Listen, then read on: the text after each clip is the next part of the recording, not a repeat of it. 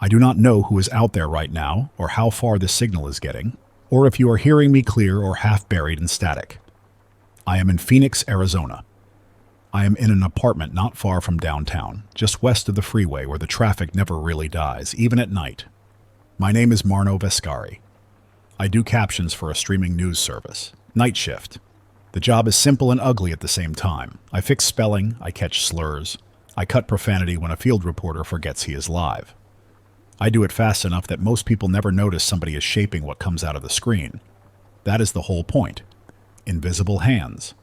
Invisible choices. It is 1:57 in the morning when my workstation loads 6 breaking packages all at once. That almost never happens. One breaking story can land from one network, sure. 2, maybe if a wildfire jumps a ridge and a politician gets indicted on the same day. 6 packages, all pre-built, all stamped with the same internal emergency tag from different partners, different regions, different time zones. The only thing they share is that tag. The files do not look rushed. The scripts are clean. The B-roll is already cut. The lower thirds are already sized. Whoever built them early, then waited for a trigger. A producer pings me on the internal chat. No greeting, no context, just, "Do not leave." I type back, "What is happening?" and the producer does not answer. My screen fills with anchors talking over each other. Studio lights, maps, graphics that say there is an attack in the Baltic region, then an attack in the Pacific, then a statement from Washington, then a statement from Brussels, then a second statement from Washington that contradicts the first statement by a few words that matter a lot. I do not even get the luxury of thinking about what is true. The system is feeding me text to caption, and my hands move because that is what hands do when the job is muscle memory. I keep a battery radio in my desk drawer because I used to live through blackouts in a different city, and I learned a lesson. Screens lie first, then screens go dark, then people start making their own rules. I pull the radio out and turn the dial until I find a voice that sounds official, not emotional, not frantic. Clean pacing, full sentences. The voice is steady in a way that should calm you. It does not calm me. Panic is normal. Steady is crafted. Steady means somebody practiced. In my headphones, I hear a live anchor on one feed say the airports are operating normally. Flights are delayed but moving, remain calm. In the next feed, a caller from Chicago is screaming that the terminal is locked down and the police are pushing people out of the building. Another feed shows an airport board glowing perfect green with on-time statuses across the whole display. And even on a normal day, that never happens. On time across the whole board is a lie you can spot with one glance if you have ever sat under those screens for an hour. It is the wrong kind of clean. Then I see the presidential address. Everybody sees it. It lands everywhere at the same minute, same clip, same framing. The audio is clean. That is the problem. It is too clean. The room tone is wrong. I have edited enough audio to know what a real room sounds like. Air conditioning rumble, a chair shift, a breath that is not aligned with a sentence. This address has none of that. It has the sound of a booth. It has the sound of somebody reading into a good microphone, then a little artificial reverb glued on after. The lips do not match perfectly.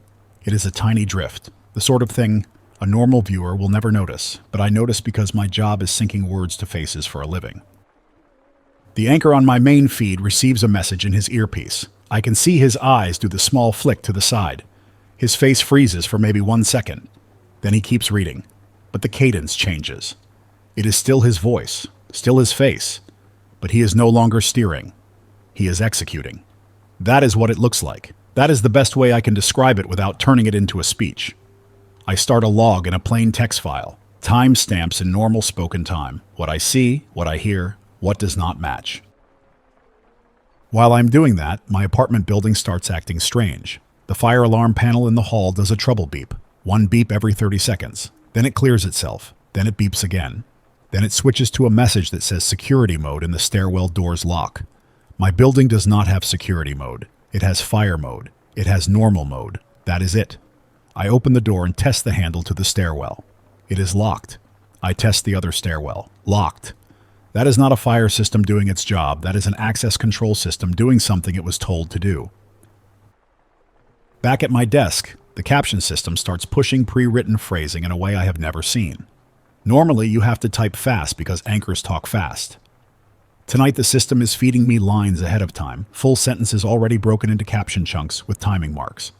It is telling me when to display them. It is not suggesting. It is instructing. I can override it, but the override button is grayed out for the first time I have ever seen. On the side of the script, there is a note in plain text. Keep language consistent across partners. No deviations. That is the moment it hits me hard enough that my stomach tightens. My job is part of the weapon. If the caption is smooth and confident and uniform across every screen in every home, then the message has weight. If the caption stutters, if it contradicts itself, if it lags behind and breaks rhythm, people start doubting the feed. Doubt spreads faster than any statement. I have sat in meetings where executives said the word trust as if it is a product. I am sitting here realizing trust is the target. My phone rings. It is not a normal call. It comes in on an old voice over internet protocol app I keep installed because my parents used it overseas for cheap calls years ago. The caller is a contact from a rival network. His name is Reese Halden. He talks fast and low. He says he is not on the company line. He says a coastal city just lost 2 ports in 10 minutes and there is no footage, only statements. He says Port of Los Angeles and Port of Long Beach are closed due to hostile action. And that is the phrase the statement used, hostile action, and it sounded pre-written.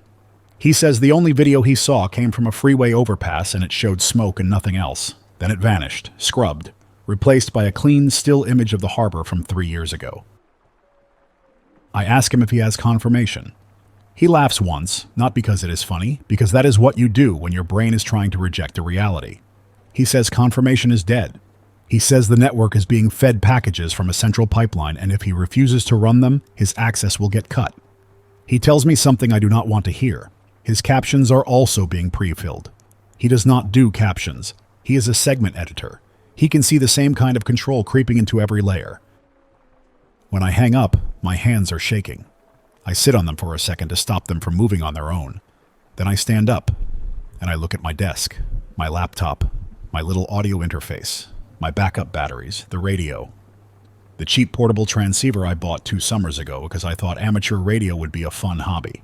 I did not get deep into it. I learned enough to listen and enough to transmit short range to a local repeater with permission and proper identification. I am not going to use names or channels now. I am not going to put that on record. The point is, I have a way to speak without going through a corporate pipeline if I can keep power. I make a decision that feels simple and also feels like I am stepping off a ledge. I stop trying to be good at my paid job. I start trying to be honest. There is a difference, and it matters. I cannot fix the world. I cannot stop missiles or cyber attacks or whatever is happening in Europe and the Pacific and the oceans. I can stop being one more smooth layer of paint over a rotten wall.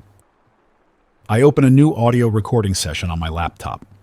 I route the battery radio output into the interface. Then I route the internal newsfeed audio into another channel. I am careful with levels because clipping destroys intelligibility.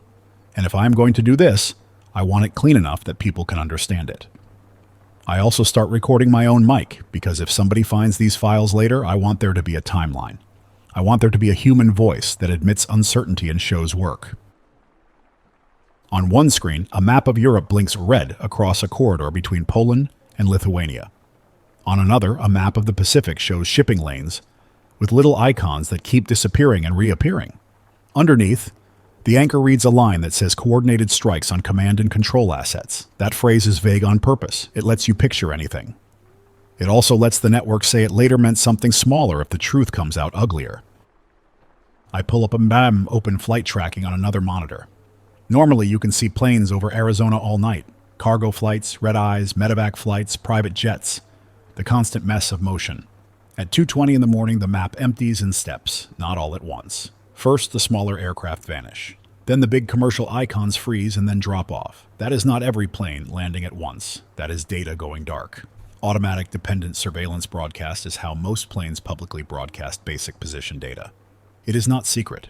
It is a safety tool. When that goes quiet, it means either the system is being blocked, the receivers are down, or somebody told people to stop broadcasting. Any of those options is bad. My battery radio hisses, then the steady official voice returns. It says the United States is responding with full alliance coordination. It says there will be temporary disruptions to communications. It says do not travel. It says remain indoors. It does not say why the airports show green while planes are not moving. It does not say why the ports are gone. It does not say why I can hear sirens on the street below even though the official feed says local law enforcement is maintaining order. There is an emergency alert on my phone. The tone hits, that sharp scream that makes your skin crawl because you associate it with tornadoes and amber alerts and wildfire evacuations. The text that follows looks wrong. The spacing is off. The punctuation is too perfect. It tells residents of Maricopa County to shelter in place due to national security incident. It says further instructions will follow. It uses the phrase national security incident twice in the same message, 2 lines apart. That is a human error or a machine template. I cannot tell which, but I know what it is not. A carefully proofread public safety notice. I go to the window and look south toward the airport. The sky is dark, but Phoenix is never truly dark. The glow stays. Tonight the glow has a dirty pulse to it. Not a rhythm, more a flicker that suggests large loads turning on and off. I hear a helicopter pass overhead, and I can tell it is low because the sound shakes the window glass. I do not know if it is police, or news, or military. I do not make claims I cannot back. I just log it. I am going to tell you what I'm doing right now in case you are in the same situation. I am keeping a written timeline. I am recording audio from multiple sources. I am not trusting one feed. If you only have one source, your brain will fill in gaps with fear. 2 sources helps. 3 helps more. If you can, write down what you personally see. What street, what time, what direction. The small stuff matters later, because big narratives get rewritten. At around 3 in the morning, the streaming service internal message board lights up with instructions. Not public instructions. Internal instructions. It says all staff remain at stations. It says, do not contact external media. It says all content will be routed through emergency editorial. Emergency editorial is a term I have never seen in our policy docs. We have standards. We have legal. We have breaking. We do not have emergency editorial. I click on the user list and half the editors vanish from the channel. Not away status, not offline, gone. Their names disappear from the roster as if they never existed. I feel a cold pressure in my chest, then anger, then a kind of calm that comes when you stop arguing with reality. I switch my work chat to recording too. Screen capture, audio. If I'm going down for this, I want there to be evidence that I did not hallucinate the instructions. I start building what I think of as a parallel stream, but I'm not going to dress it up. It is a folder on my drive and a private server I rented years ago for a personal project that never happened. The server is not special. It is not hidden. It is just not owned by my employer. I push compressed audio files to it every 5 minutes because if my laptop gets seized or my building loses power or I have to run, I do not want everything on one device. I am not doing anything fancy. I'm doing basic survival with data. A second call comes in, this time from my cousin in Mesa. Her name is Lena Park. She works nights at a hospital, not in the emergency department, in the supply chain side. She says the hospital got a message that all elective procedures are canceled and staff are to stay on campus. She says the message came through a channel that normally only sends routine scheduling updates, and it was stamped with a federal agency header. She says half the staff is packing bags. The other half is joking too loud. She asks me if she should drive home. I tell her I cannot make that call for her. I tell her what I know. Travel is about to get harder, not easier. I tell her the freeways will clog the moment the sun comes up, and people realize this is not a normal breaking news night.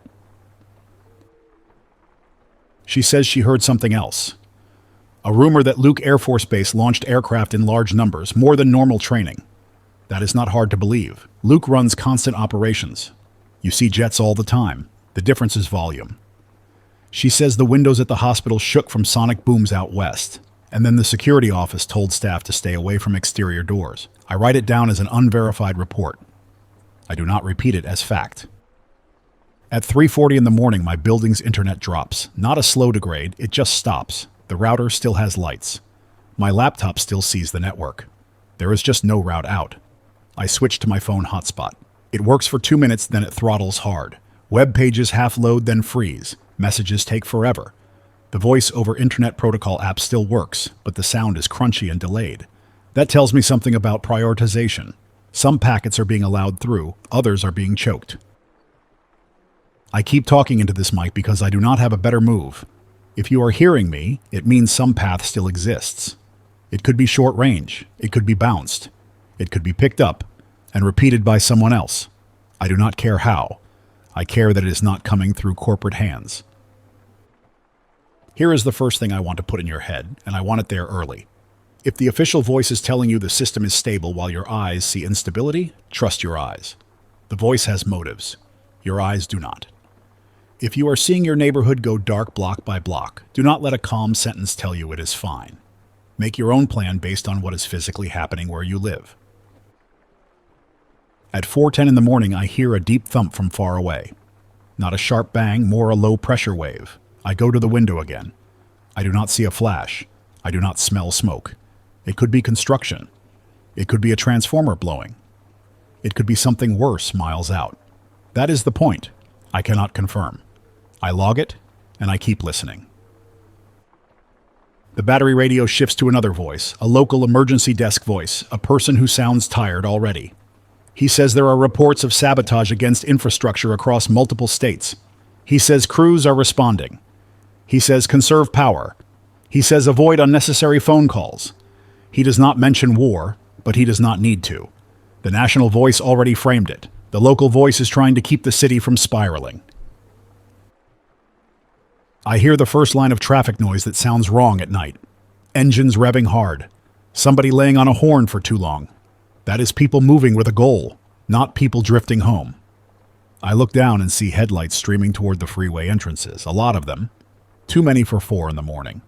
That is the first visible proof on my street that the broadcast has escaped screens and turned into behavior. In my workplace feed, a new package appears labeled Unity Statement. It is not from a network. It is from an entity that does not exist in our normal partner list. The file name is generic. The video is a podium shot with flags in the background. The speaker's face is partly shadowed. The audio is clean again. The script is full of words that sound good but say little. Resilience, resolve, measured response, temporary hardship. The captions are already timed. I hover my hands over the keyboard and I do nothing. For the first time in my career, I refuse to press play. Within 60 seconds, my supervisor account pings me directly. Not a message, a system pop-up. It says compliance required.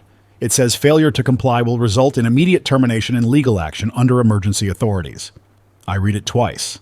I feel my mouth go dry. Then I feel that anger again. Termination is a workplace fear. Legal action is a workplace fear. Missiles and ports and flight tracking going dark are not workplace fears. They are life fears. If someone is still threatening me with human resources language during this, it tells me the control structure is intact enough to punish dissent. I take a screenshot of the threat. I save it. I send it to the private server through whatever path still works. It takes a long time and the progress bar stutters. I do not know if it got through. I keep a local copy. Then I do something small and stupid on purpose. I type a line into the caption system on the live feed I control, right in the middle of a calm official sentence. I add 3 words: unverified, audio inconsistent. I do not put it in all caps. I do not dramatize. I just drop it in. The system fights me. It tries to autocorrect. It tries to overwrite. I keep re-entering it. For about 15 seconds it shows on my preview monitor. 15 seconds is nothing.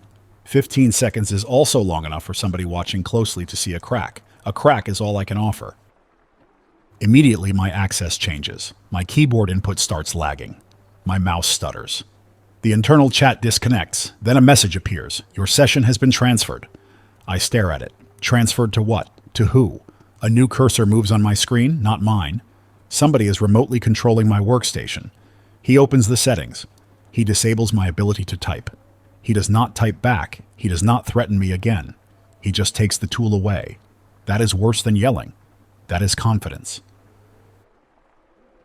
I unplug my Ethernet cable. It is a childish move. I know it. I do it anyway.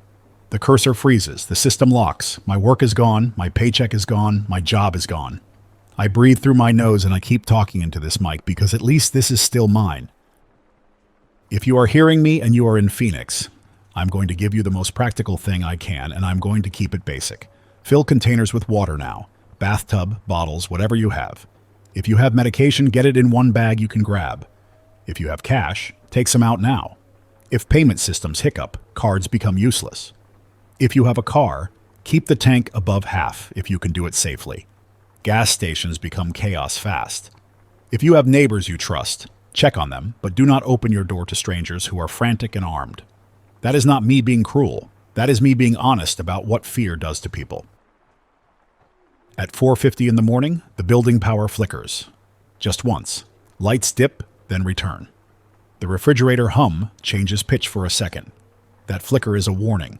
It means either the grid took a hit or the system is shedding load. Phoenix runs hot even at night.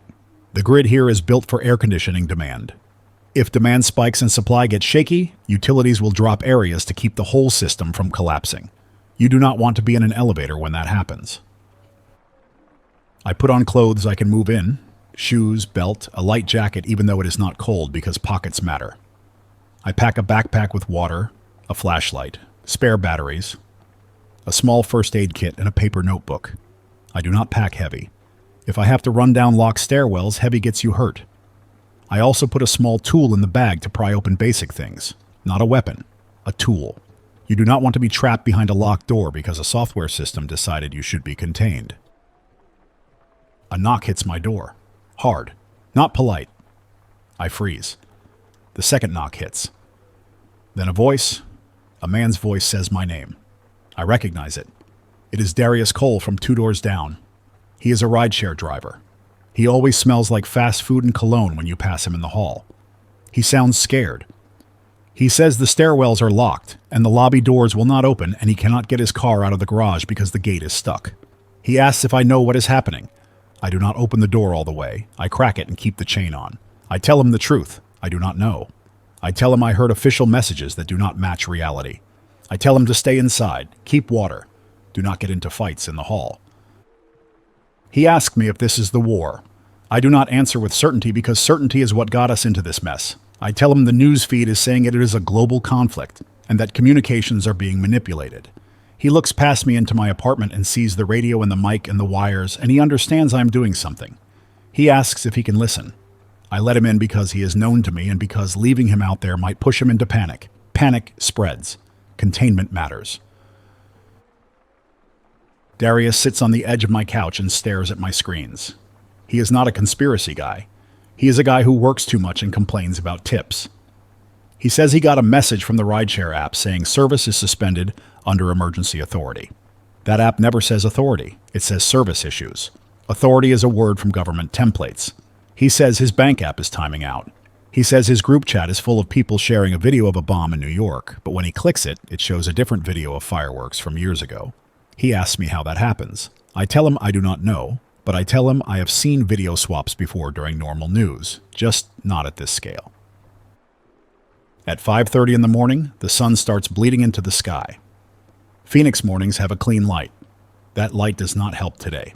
The city looks normal for a moment, and that makes it worse. I can hear birds. I can hear a distant train horn. Then I can also hear more helicopters, multiple, and I hear something else. Jets, not one, several, moving fast. The sound passes overhead and fades east. Then another set. That is new. That is not routine training over this neighborhood. Luke is west. Those jets are moving in a pattern that suggests transit, not loops. The national voice on the battery radio says the first phase of hostilities is contained. Contained where? The voice says strategic assets have been neutralized. Neutralized by who? It says the public should not speculate. I laugh under my breath because speculation is what humans do when you starve them of facts. I get a burst of text messages that arrive all at once, delayed. One from Lena in Mesa. She says the hospital just lost its external network. Internal systems still work. She says security is moving people away from Windows. She says she heard a rumor that a missile hit a naval base in San Diego. She says nobody has proof. She says her supervisor told everyone to keep phones in pockets and stop filming. She says that instruction came from a man in a suit who she has never seen before, escorted by hospital security. I do not know what to do with that except log it and keep going. I tell Darius to call his mom, but I tell him to keep the call short because networks get saturated. He tries. The call fails. He tries again. It rings and rings, then drops. He swears once and looks at me with wet eyes, embarrassed about showing it. I do not comfort him with fake confidence. I tell him it is normal to be scared. I tell him the next move is practical, not emotional. I decide to go to the roof because I need line of sight if I'm going to keep transmitting. My little setup inside the apartment works for close range, but buildings eat signal. I grab my backpack, my transceiver, my spare battery pack, and a small roll of wire I used for a basic antenna experiment months ago. Darius insists on coming. I do not love it, but two people moving together is safer than one in a building that is already acting hostile. The hallway smells normal. Cleaning chemicals and stale carpet. The building is quiet in the way it gets when people are awake but trying not to be seen. We walk to the stairwell door. It is still locked. I use the tool from my bag on the emergency release panel. It is not a magic trick. It is just a cheap piece of metal and a plastic cover that pops if you press in the right spot. The building is not designed for a determined person with 10 seconds and a tool. The door opens. The alarm does not scream. That tells me the alarm system is also compromised or muted. We climb. On the 6th floor landing, we hear someone crying behind a door. A woman's voice, then a man's voice telling her to shut up. Darius stops and looks at me. I do not go toward it. I do not play hero in a building full of strangers during a crisis. I hate that about myself, but I'm not going to lie to you. I keep moving because I have no idea what is behind that door, and I have no idea if stepping into it gets me killed. The roof door is supposed to be locked. It opens. That is another sign. Either somebody unlocked it earlier, or the building control is just failing open in weird places and failing closed in others. The roof air is warm and dry. The city spreads out flat and wide, with the mountains framing the valley. For a second, it looks normal. Then I notice the pattern of lights. Downtown is still lit. The airport glow is patchy. A strip of neighborhoods to the west is dark, not just dim, dark. It cuts in a clean line that follows a major feeder route, the kind utilities use to segment load. That is load shedding. That is grid triage. I string the wire between two roof fixtures and clip it to the transceiver. I am not going to pretend I am doing high art engineering. It is a basic improvised antenna. It will work enough for a local reach. Darius holds the battery pack and watches the skyline. He says he sees smoke far south, toward the industrial area near the river. I look. There is a smear. It could be a fire. It could be a refinery issue. It could be a chemical plant. Phoenix has plenty of places that burn without needing a war. Still, tonight every smoke line feels loaded. I key up and speak again, steady. Not trying to sound brave, just trying to be clear. I tell whoever is listening where I am in broad terms. I tell them the stairwells were locked, and I open them manually. I tell them the grid is dropping sections. I tell them the national feed is smooth in a way that does not match the local reality. I tell them that if someone is telling you to stay indoors but your building locks you into a burning trap, you need a physical exit plan. That is not advice for violence. That is advice for doors. A voice answers me. Faint. Broken by static. A man in Tempe, near Arizona State University. He does not give his name. He says the campus police shut gates and told people to shelter in place. He says students are walking anyway, trying to get to grocery stores. He says he saw a military convoy on the freeway heading east, covered trucks, no markings he could recognize at speed. He says he saw 2 ambulances parked under an overpass with doors open and no lights, and that made him feel sick. He asks if this is real or if someone is messing with him. I tell him I cannot promise anything except that I'm a real person talking right now, and I am not reading a script. I tell him to describe what he sees, not what he thinks it means. I ask him what intersections, what time, what direction. He gives me cross streets. He says it happened around 6:10 in the morning. I write it down. I tell him I am logging reports, and I will repeat them with labels. Observed, unverified, rumor. If you are hearing me, do the same. This is not about being smart. It is about building a map out of fragments. We go back down to my apartment because the roof is exposed, and I do not want to be silhouetted up there for long. Darius keeps looking over his shoulder. He is thinking about looters, about snipers, about whatever movies taught him war looks like. I am thinking about something simpler. If the building access control is being manipulated remotely, someone can lock that roof door behind us and trap us up there. I do not give the system time to do that. Inside, my laptop fan is loud. It is pushing to keep up with recordings and file transfers on a network that keeps choking. I see the private server connection drop and reconnect, drop and reconnect. The files are going up in pieces. That is fine. Pieces are better than nothing. I check the streaming service feed again out of morbid curiosity. The whole interface is locked behind a login screen. My credentials fail. It says account suspended under emergency policy. That confirms it. I am done with that job for now, maybe forever. Around 7 in the morning, Phoenix wakes up for real. You can hear it even from inside.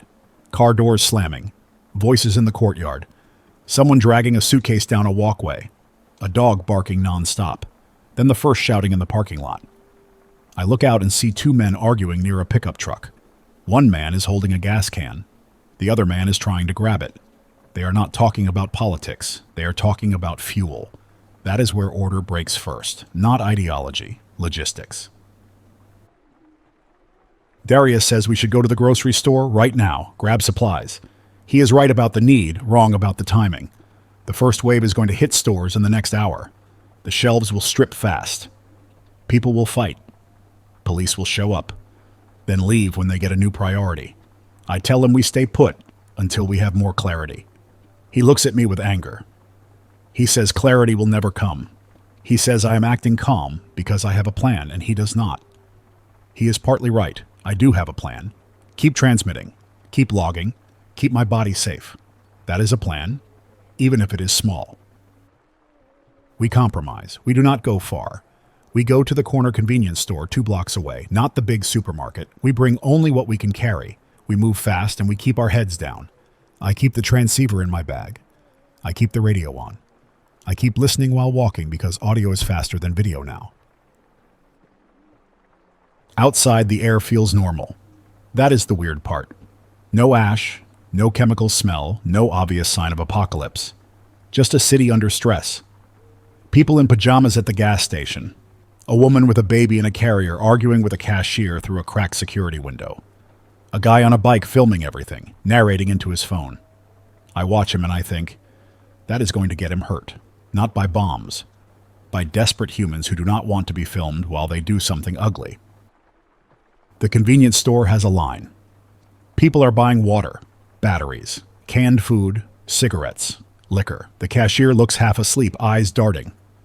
A small television behind the counter shows the same calm face on every channel, the same clean audio, the same message about measured response and temporary disruptions. I see the captions underneath. They are flawless, consistent, uniform, the exact thing I used to produce. It makes my skin crawl. We buy what we can. Water, peanut butter, bread, a pack of batteries. I pay cash. The card reader is down anyway. As we leave, the line doubles behind us. A man in a work uniform shoves past and demands the cashier sell him the whole case of water. The cashier says no.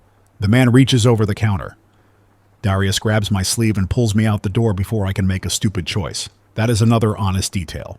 I'm not immune to wanting to jump into chaos. I just have enough sense to know I'm not built for it.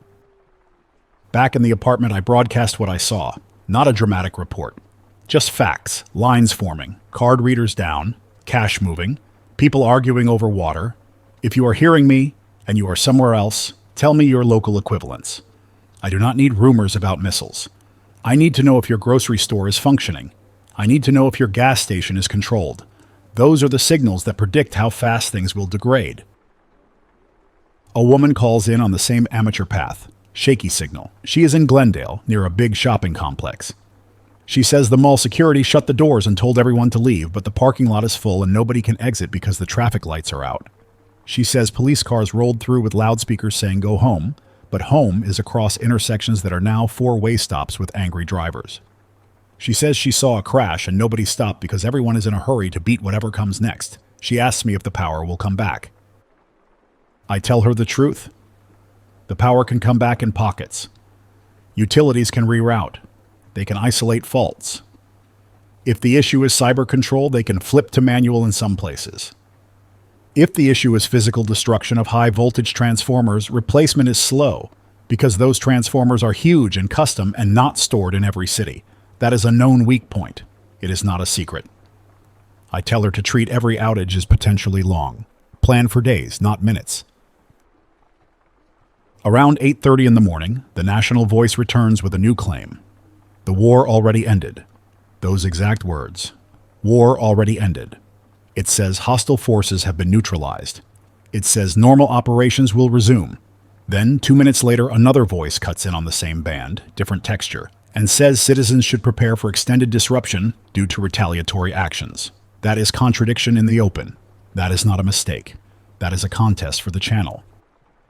My hands go cold. I sit very still and listen. The calm voice comes back again, smoother than the others, and says to disregard unauthorized broadcasts. It says misinformation is being spread by malicious actors. It says only trust official channels. Then it says something that makes my mouth tighten. It tells people to report neighbors who are transmitting unauthorized messages. That is not about war. That is about control inside the country. I look at Darius. He looks back. He understands immediately what that line means for me. He asks quietly if we should stop. He asks if someone can triangulate the signal. I tell him yes, if someone has the equipment and time and motivation. I also tell him this is not a high-power broadcast. It is local. It is messy. It is not easy to pinpoint in a city full of reflections and interference. Still, risk is real. I do not sugarcoat. We change tactics.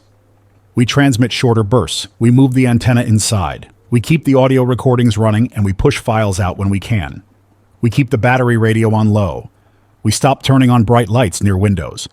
Not because we are playing soldier, because basic low visibility matters if someone decides to get curious. At 9 in the morning, Sky Harbor Airport announces closure on the official feed. The wording is weird. It says flight operations are paused due to airspace management. It does not say why. It does not say for how long. People in Phoenix know that airport. It is a major artery. When it pauses, something big is happening. Within 20 minutes, the streets around the airport go strange. I can hear it from my place, faintly. A distant roar that comes and goes. That is traffic being redirected. That is people trying to leave. The first real power outage on my block hits at 9:45 in the morning. I know the time because the microwave clock blinks out and the ceiling fan stops mid-spin. The apartment goes quiet in a way you do not notice until it happens. No hum, no distant appliance noise. Just human breathing and traffic outside. Then, after about 10 seconds, I hear shouts in the hall. People immediately assume the building is under attack. I hear someone run. I hear a door slam. My laptop stays on because it is on battery. My radio stays on because it is on battery. My transceiver stays on because it is on battery. The building hallway lights go out, then emergency lights come on, dim and yellow. The fire alarm panel does not beep. That is another sign that systems are not behaving normally.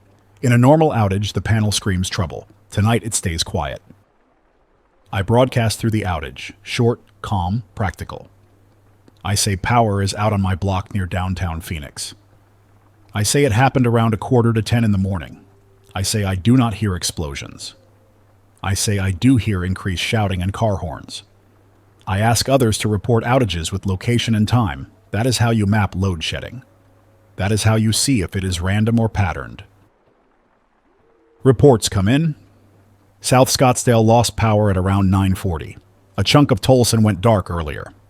Tempe still has power in some blocks, but traffic signals are dead. Someone in Chandler says his neighborhood is fine, but the water pressure dropped. Water pressure dropping during a power event can mean pumps lost power. It can also mean demand spiked as people filled tubs. That detail matters. I tell everyone listening the same thing, repeated because repetition matters when people are scared. If you still have water pressure, fill containers. If you have no pressure, do not assume it will return soon. Do not flush toilets unnecessarily. Save water for drinking and basic hygiene. If you have a water heater tank, that is stored water. Be careful draining it. Turn off power to it if it is electric and the power flickers back. Dry heating elements burn out fast and can start a fire. That is not theory. That is a normal disaster detail. Darius asks me what happens if the city water fails entirely. He says he saw people online talking about swimming pools. I tell him swimming pool water is not drinking water without proper treatment and filtration. Chlorine helps, but it is not a guarantee, and pool water can have algae, debris, chemicals.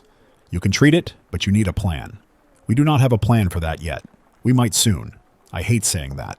It is still the truth. At around 10:30 in the morning, we hear sirens again, closer, then a loudspeaker voice outside. Not clear words, just the rhythm of a bullhorn. Darius and I go to the window and peek through blinds. A police vehicle rolls slowly down the street, telling people to remain indoors and conserve resources. The message is generic. The officer's tone is tired. That tone feels real. That is the first official voice I have heard today that sounds like a human under stress, not a performance. Then, behind the police vehicle, a dark, unmarked truck follows. No lights, no markings. It stays close. That feels wrong. Maybe it was a utility contractor. Maybe it is nothing. I log it anyway, because the theme of today is that the maybe nothing details stack into a pattern. My phone gets another emergency alert. This one tells residents to avoid photographing critical infrastructure. It tells people not to post troop movements. That is normal in wartime. It is also a convenient excuse to stop documentation. The message ends with a line that says violations will be prosecuted. It does not list a statute. It does not list a contact. It is a threat without structure. I'm going to say something that might make you angry. Anger is fine. Here it is. A lot of what you are seeing right now is not about foreign enemies. It is about keeping a population manageable while leaders decide what to do. That does not mean foreign attacks are fake. It means internal control becomes the priority fast. Because uncontrolled people break supply lines and create chaos that no military can fix quickly. If you are listening, keep your head. Do not become the chaos tool for someone else. At 11:15, the power comes back in a half return. Lights flicker on. The refrigerator hums. The rotor lights. The internet stays dead. That tells me the utility restored local distribution, but the upstream communications link is still severed or intentionally cut. People in the building cheer in the hall, then someone yells because the elevators still do not work. Then someone else yells because the garage gate still will not open. Suddenly the lobby becomes a conflict zone because everyone wants out and nobody can move. Darius wants to go down and argue with the building manager. I stop him. I tell him arguing with a locked gate is just sweating in a room with angry strangers. I tell him we stay upstairs and conserve our bodies. He hates me for it for about 30 seconds, then he sits down and rubs his face and says he is sorry. People apologize when fear breaks their pride. That is another real detail. My private server pings back to life for a moment. Files upload faster. I dump everything I can. Audio logs, screenshots, the threat message from my employer, the inconsistent emergency alerts. I do not know if anyone will ever see it. I do it anyway. Then the shortwave band does something that makes my stomach drop. A calm voice cuts through again, smoother than before, and says the war already ended, and that peace has been secured through decisive action, and that citizens should prepare for a new stability. It sounds reassuring. Then it says a phrase that is wrong in a way only someone outside the region would write. It mispronounces a local place name near Phoenix, a name every person here hears on traffic reports. That mistake is small. That mistake is everything. It means the calm voice is not local. It means the calm voice is either a machine trained on generic speech or a person reading a script without local knowledge. I say that out loud on the broadcast. I say the calm voice mispronounced a local name. I say that is a tell. I say if you hear official voices that do not sound grounded in your region, treat them with suspicion. Real local officials speak with local rhythm. They use local reference points. They do not sound like a national commercial. Around noon, Phoenix starts to dim again, one neighborhood at a time. You can see it even in daylight because the normal shimmer of the city changes. Traffic lights go dark in strips. Store signs click off. The air conditioning units on rooftops stop spinning. Then a minute later, a different strip loses power. It moves east, then south, then pauses. That is deliberate. That is controlled shedding. Someone is trying to keep parts alive while sacrificing others. Darius and I sit on the floor because it feels safer than standing. And also because fatigue is hitting hard. We have been awake all night, running on adrenaline. That is a trap. Adrenaline lies. It makes you think you can go forever. Then it drops, and you make dumb choices. I drink water slowly. I eat a spoonful of peanut butter. I tell Darius to do the same. He does. A new voice comes in on the local emergency band. It sounds rushed. It says there has been a disruption at the Palo Verde generating station west of the city. It does not say attack. It says disruption. It says crews are responding. It says conserve power. Palo Verde is a real facility. It supplies a lot of electricity to Arizona and beyond. If that place has trouble, Phoenix feels it. I do not repeat rumors about what caused it. I just repeat the fact that the name was said on the air by a stressed voice, not the calm one. If you are outside Arizona and you are hearing me, here is what matters about that.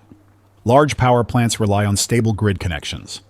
Even if a plant can generate, it needs transmission lines and substations to move that power. If substations are hit, physically or through control systems, you can have generation but no delivery. That is how you get a city dark while a plant still exists. That is why the lights go out in patterns, not random. I get a new transmission from a man in San Diego County. The signal is weak and I do not know how it is reaching, but it is there. He says the naval base area had alarms. He says he saw smoke near the water. He says the freeway on ramps were blocked by police and military vehicles. He says his neighbor's brother is stationed there and texted one line, "Incoming." Then no more. The man starts crying mid-sentence, embarrassed, then keeps talking anyway. He says the official feed is playing old harbor footage and telling people it is fine. He says it is not fine. I tell him I believe he is describing what he sees. I tell him to get away from the waterfront if he can safely do it. I tell him not to drive into traffic traps. I tell him to keep water and stay low profile. I do not tell him everything will be okay. I refuse to say words that are not grounded. Lena texts again. She says the hospital has switched to generator for critical systems. She says the generator fuel supply is being guarded by men she does not recognize with rifles. She does not describe the rifles in detail, and I am glad because details create problems. She says patients are being moved into interior corridors. She says a doctor she trusts told her quietly that communications from the state are inconsistent and that the hospital is being told to prepare for mass casualty events without being told what kind. She says she wants to come home. She asks me if the roads are safe. I tell her the roads are not safe in the sense of normal. I tell her the biggest risk is not bombs on the freeway. The biggest risk is desperate drivers, stalled intersections, and people fighting over fuel.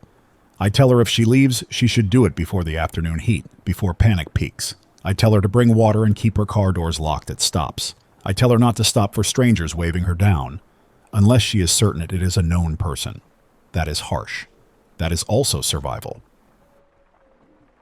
I realize I am turning into the sort of voice I used to resent. The voice that gives instructions. The voice that tries to shape behavior. The difference is I am not pretending I am authority. I am just a guy in Phoenix trying to keep people alive by talking through basic consequences. That is all I can own. At 1:20 in the afternoon, the building's water pressure drops. The faucet sputters, then runs weak. That is a bigger alarm to me than the power flicker. Water is life. Power is comfort until it becomes heat management. Water is immediate. I tell Darius to fill every container again, even if it takes longer. We fill pots, bottles, anything clean. The toilet tank refills slowly. That tells me the system is still pushing, but barely. Outside, the sound of the city changes again. Fewer cars. More distant sirens. More helicopters. Then for about 10 minutes, nothing. No aircraft. No sirens. No distant freeway roar. That kind of sudden quiet happens when people stop moving because they do not know what to do next. That is the moment that scares me most, because it means everyone is waiting for a cue. The cue arrives in the form of a calm broadcast again, cutting through everything, telling people that stability is being restored, and that citizens should gather at designated assistance points for food and water distribution. It gives locations in Phoenix. Real street names. Real cross streets. It says distribution will begin at 3 in the afternoon. It sounds helpful. It also sounds like a trap. Not because I think every government action is evil, but because that calm voice already proved it does not know local pronunciation. Now it is giving exact gathering points, exact times. In a city where communications are compromised, that is a perfect setup for a crowd crush, a riot, or worse. I say on the broadcast, do not rush to gathering points based only on a calm voice. Confirm through multiple sources. Confirm by sending one person to observe from a distance, not by sending your whole family into a crowd. Crowds become dangerous fast when supplies are scarce and rumors spread. That is not paranoia. That is basic disaster behavior. Darius asks me if I think the calm voice is foreign, or domestic, or a machine. I tell him I do not know. I tell him the more important question is what it accomplishes. It moves people. It concentrates people. It produces compliance. Whether it is enemy propaganda or domestic control, the effect is the same on the street. Crowds form. Crowds get hurt. At 2:10 in the afternoon, we hear gunshots, not close, distant. A few pops, spaced, then a pause, then more. Could be someone firing in the air, could be a robbery, could be police. The point is, gunshots are now a part of the city soundscape, and once that happens, people's brains rewire. People stop trusting strangers. People stop helping. People stop pulling over for accidents. That is how a society cracks, one small withdrawal at a time. I keep broadcasting. I keep saying what I can confirm. Power is flickering in downtown Phoenix. Water pressure is low in my building. Traffic signals are down in multiple areas. Official messages are inconsistent. A calm voice is pushing people toward gathering points, and I cannot verify those points are safe. Then I hear something that makes me sit up straight. A different transmission, not the calm voice. A human voice, older, rough, with background noise that sounds real. He says he is on a ship off the coast, a civilian vessel, and he is relaying what he heard from a naval channel before it went silent. He says there was a strike on communications satellites. He says that is why feeds are inconsistent, why video is being swapped, why timing is drifting. He says the networks are running on cached packages and centralized scripts because live links are unreliable. That matches what I saw at 1:57 in the morning, those pre-built packages waiting for a trigger. The older voice says one more thing. He says a message circulated on military channels claiming the war already ended, but it was flagged as deception inside minutes. He says someone is flooding channels with end-of-war claims to confuse response timing. He says if you hear war already ended, treat it as a psychological operation until proven otherwise. He does not use fancy words. He just says it straight, then his signal fades. I repeat that carefully, labeling it as a reported transmission from an unverified maritime source. I do not present it as gospel. I do present it as a plausible explanation for what we are experiencing. Pre-built packages, clean audio, mismatched lip sync, centralized control, drifting clocks, and the sudden disappearance of field reporters.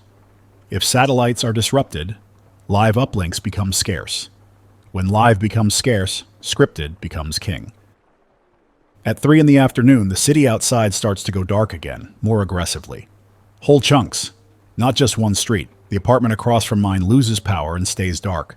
The intersection down the street is dead. The convenience store sign goes off. Then the gas station canopy lights blink and die. People in the parking lot stand there with pumps in hand, staring at the dead screens. A man throws something at the store window. It bounces. He throws again. The clerk does not open. I realize something simple and brutal. The first hours are over. This is not a weird morning anymore. This is the new baseline. Communications are unreliable. Power is unstable. Water is weakening. Official voices are contested. People are making choices now that will decide who gets hurt tonight. Darius says he wants to leave Phoenix before dusk. He says the city will get worse when the sun goes down. He is probably right. I ask him where he would go. He says his mom has a place in Peoria. He says it is quieter. I tell him quieter is not always safer. Quiet neighborhoods become targets if they have power and water while others do not. Still, moving before dark can be smart. He asked me to come. I look at my setup. I look at my notebook. I look at the radio. I think about the people who called in. The fragments of a map we built out of voices. If I leave, this little signal goes with me, but the antenna gets worse. The transmission gets unstable, and I risk getting stuck in traffic and losing everything. If I stay, I might get trapped in a building with failing systems. That is the decision that defines disaster days. Move and risk the road, or stay and risk the cage. I tell Darius I will not leave yet. Not because I am brave, because I am stubborn, and because I feel responsible for this channel now, even though nobody appointed me. I tell him I will help him pack and leave while he still can, and I will stay on air as long as I can. He looks angry, then resigned, then he nods. He hugs me once, awkward, quick, the kind of hug men do when they do not know how to express fear. Then he goes to pack. Darius goes to pack. I sit at my desk and keep my voice steady because I can hear him moving around behind me, and I do not want him to hear fear in my tone and change his mind and stay. He's better off rolling the dice on the road while the sun is still up. I do not tell him that out loud. I just keep talking into the mic and keep my eyes on the street and keep my hands busy so my brain does not spin out. I say the same basics again for anybody catching this late. Phoenix is losing power in sections. Water pressure is dropping in my building. The official messages keep contradicting each other. The calm voice is still pushing assistance points, and war already ended in the same breath. and it still does not sound local. If you go anywhere, go with a plan. Do not follow a broadcast into a crowd unless you can verify it with your own eyes from a distance first. Darius comes back into view with a duffel bag and a backpack. He has a small cooler too, the cheap foam kind, and it is half full of whatever he could grab. He pauses in the doorway of my living room and stares at my setup again. He is trying to decide if I am stubborn or broken. He says his mom keeps texting him to hurry. He says the freeways are already clogging. He says his rideshare driver group chat is full of people claiming the northbound lanes on Interstate 17 are blocked by military checkpoints near the split. He says another guy claims Interstate 10 is backed up all the way past the airport. He does not know what to believe. I tell him to stay off the big arteries if he can, and to pick surface roads that keep options open. I tell him to avoid the airport area entirely. I tell him to keep his tank above half if he can, and if he sees a long line for fuel, do not join it unless he is sure the pumps still have power and the station is not turning into a fight. Lines turn into traps when the machines go down. He nods, then he does something that shifts the room. He pulls a folded piece of paper from his pocket and slides it onto my desk. It is his mom's address in Peoria, written by hand, and his own phone number written under it, then a second number, and then a third. He says if his phone goes dead, his mom's neighbor has a landline. He says that neighbor is old school and stubborn and keeps the line because she does not trust cell towers. He says her name is Merrill Dawes. He tells me to write it down too. I do. Then Darius reaches behind my couch and drags out the spare car battery he carried up earlier. He points at it, then points at my radio gear. He says he wants to take it back, but he is not going to. He says he is scared, and he still does not want me dead. He says the battery might keep me talking long enough for somebody to use the information. He says if he gets out, he will tell people to listen for me, even if he has to say it in person. That is the first time I hear him take ownership of something bigger than his own panic. I thank him again. I do not make it dramatic, I just say it and mean it. He steps closer and the hug happens fast and awkward, shoulder to shoulder, no words. Then he backs away, picks up his bags and heads for the door. Right before he leaves, he pauses and looks at me with a hard expression. He says if the calm voice tells people the war already ended again, I should say the opposite just to break the spell. I tell him that is not how truth works. I tell him I will say what I can verify and I will label the rest. He looks annoyed, then he nods again. He understands even if he does not love it. The door shuts. The lock clicks. The apartment feels larger and emptier at the same time. My first instinct is to stop talking because nobody is here to judge me anymore. Then I realize that is the exact moment I need to keep going because silence is also a message, and I do not want the only messages out there to be the calm voice and the polished feed. I keep broadcasting in short bursts. I describe Darius leaving. I say he is heading northwest toward Peoria. I say traffic is building. I say there are unverified reports of checkpoints on major roads. I say I do not know who is running those checkpoints. I say if you encounter one, keep your hands visible, keep your voice calm, and do not try to film the interaction unless you are prepared for the consequences. Filming feels powerful until the person with the rifle decides it is a threat. I take a breath and check my private server. The connection is unstable. Files went up in fragments. Some are missing. I try again, pushing a new audio bundle. I compress it hard to keep size down, because bandwidth is thin and I do not know when it will vanish. I see the progress bar crawl, then stall, then crawl again. Then my phone pings with an email notification that makes my throat tighten. It is from my employer's security team, not a person, a generic mailbox. The subject line says unauthorized dissemination of internal content. The body says my access is suspended and that I am required to present myself for an interview at a designated facility. It lists an address in downtown Phoenix, near the state buildings, and it gives a time window that starts in 1 hour. It threatens consequences under emergency authority again. It is the same language template as the pop-up earlier. It is not meant to convince me. It is meant to make me feel watched. I read it twice, then I forward it to the private server email intake I set up months ago for spam testing. If that intake is still alive, it will store the message even if my phone dies. The building hallway erupts in noise. Not screams. Voices stacking. Doors opening. A lot of people talking at once. That is the sound of the same broadcast hitting the same building at the same time. I step to my door and listen through it. I hear a man yelling that the assistance point is at a high school a few miles away, and the broadcast said food and water at 3 in the afternoon. I hear a woman say it is a trap. I hear someone else call her crazy. I hear someone mention wristbands and screening. I do not know if that detail is rumor or observation. I crack my door.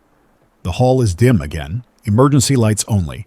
People are clustered near the stairwell, which is now open. Someone forced it, or the system released it. A skinny guy in a tank top, shaved head, looks at me and asks if I have water. He asks it casually, almost polite, but his eyes are sharp and his jaw is tight. I tell him I have enough for myself and I am not sharing. I hate hearing myself say that. I say it anyway. A woman I recognize from the 3rd floor steps in and cuts the tension. Her name is Sonia Benitez. She works at a dental office. She always smells of mint and disinfectant when I pass her in the elevator. She tells the shaved head guy to back off. She says everyone needs to keep it civil in the building because nobody is coming to save us if we start hurting each other. The shaved head guy backs off, but he does it with a stare that promises he will remember who said no.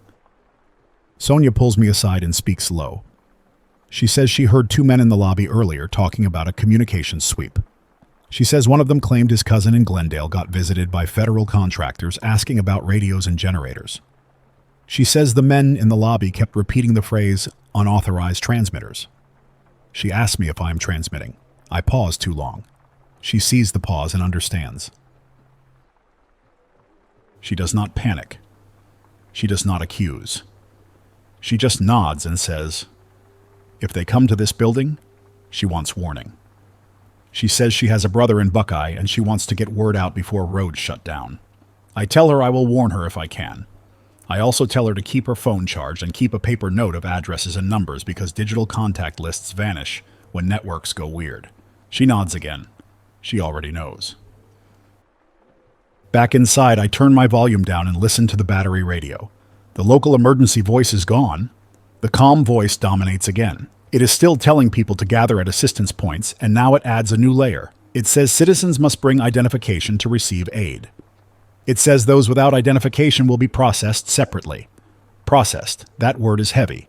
It is also vague enough to hide abuse. I do not tell anyone to defy the government. I am not telling you to fight soldiers. I am telling you to treat that broadcast as unverified until you can see it. I am telling you that crowds plus scarcity plus armed authority equals injury. That is not politics. That is physics. I decide to verify one assistance point, not by joining the crowd, by observing from distance. If I can confirm it is safe and real, I will say so. If I can confirm it is dangerous, I will say so. Either way, I do not want to rely on rumor. I pack light again. Backpack with water, notebook, flashlight, spare batteries, the small recorder, and the transceiver. I bring a small set of binoculars I bought years ago for hiking. Nothing fancy, enough to read signs from a few blocks away. I tuck the battery radio in too. I do not bring anything that looks aggressive.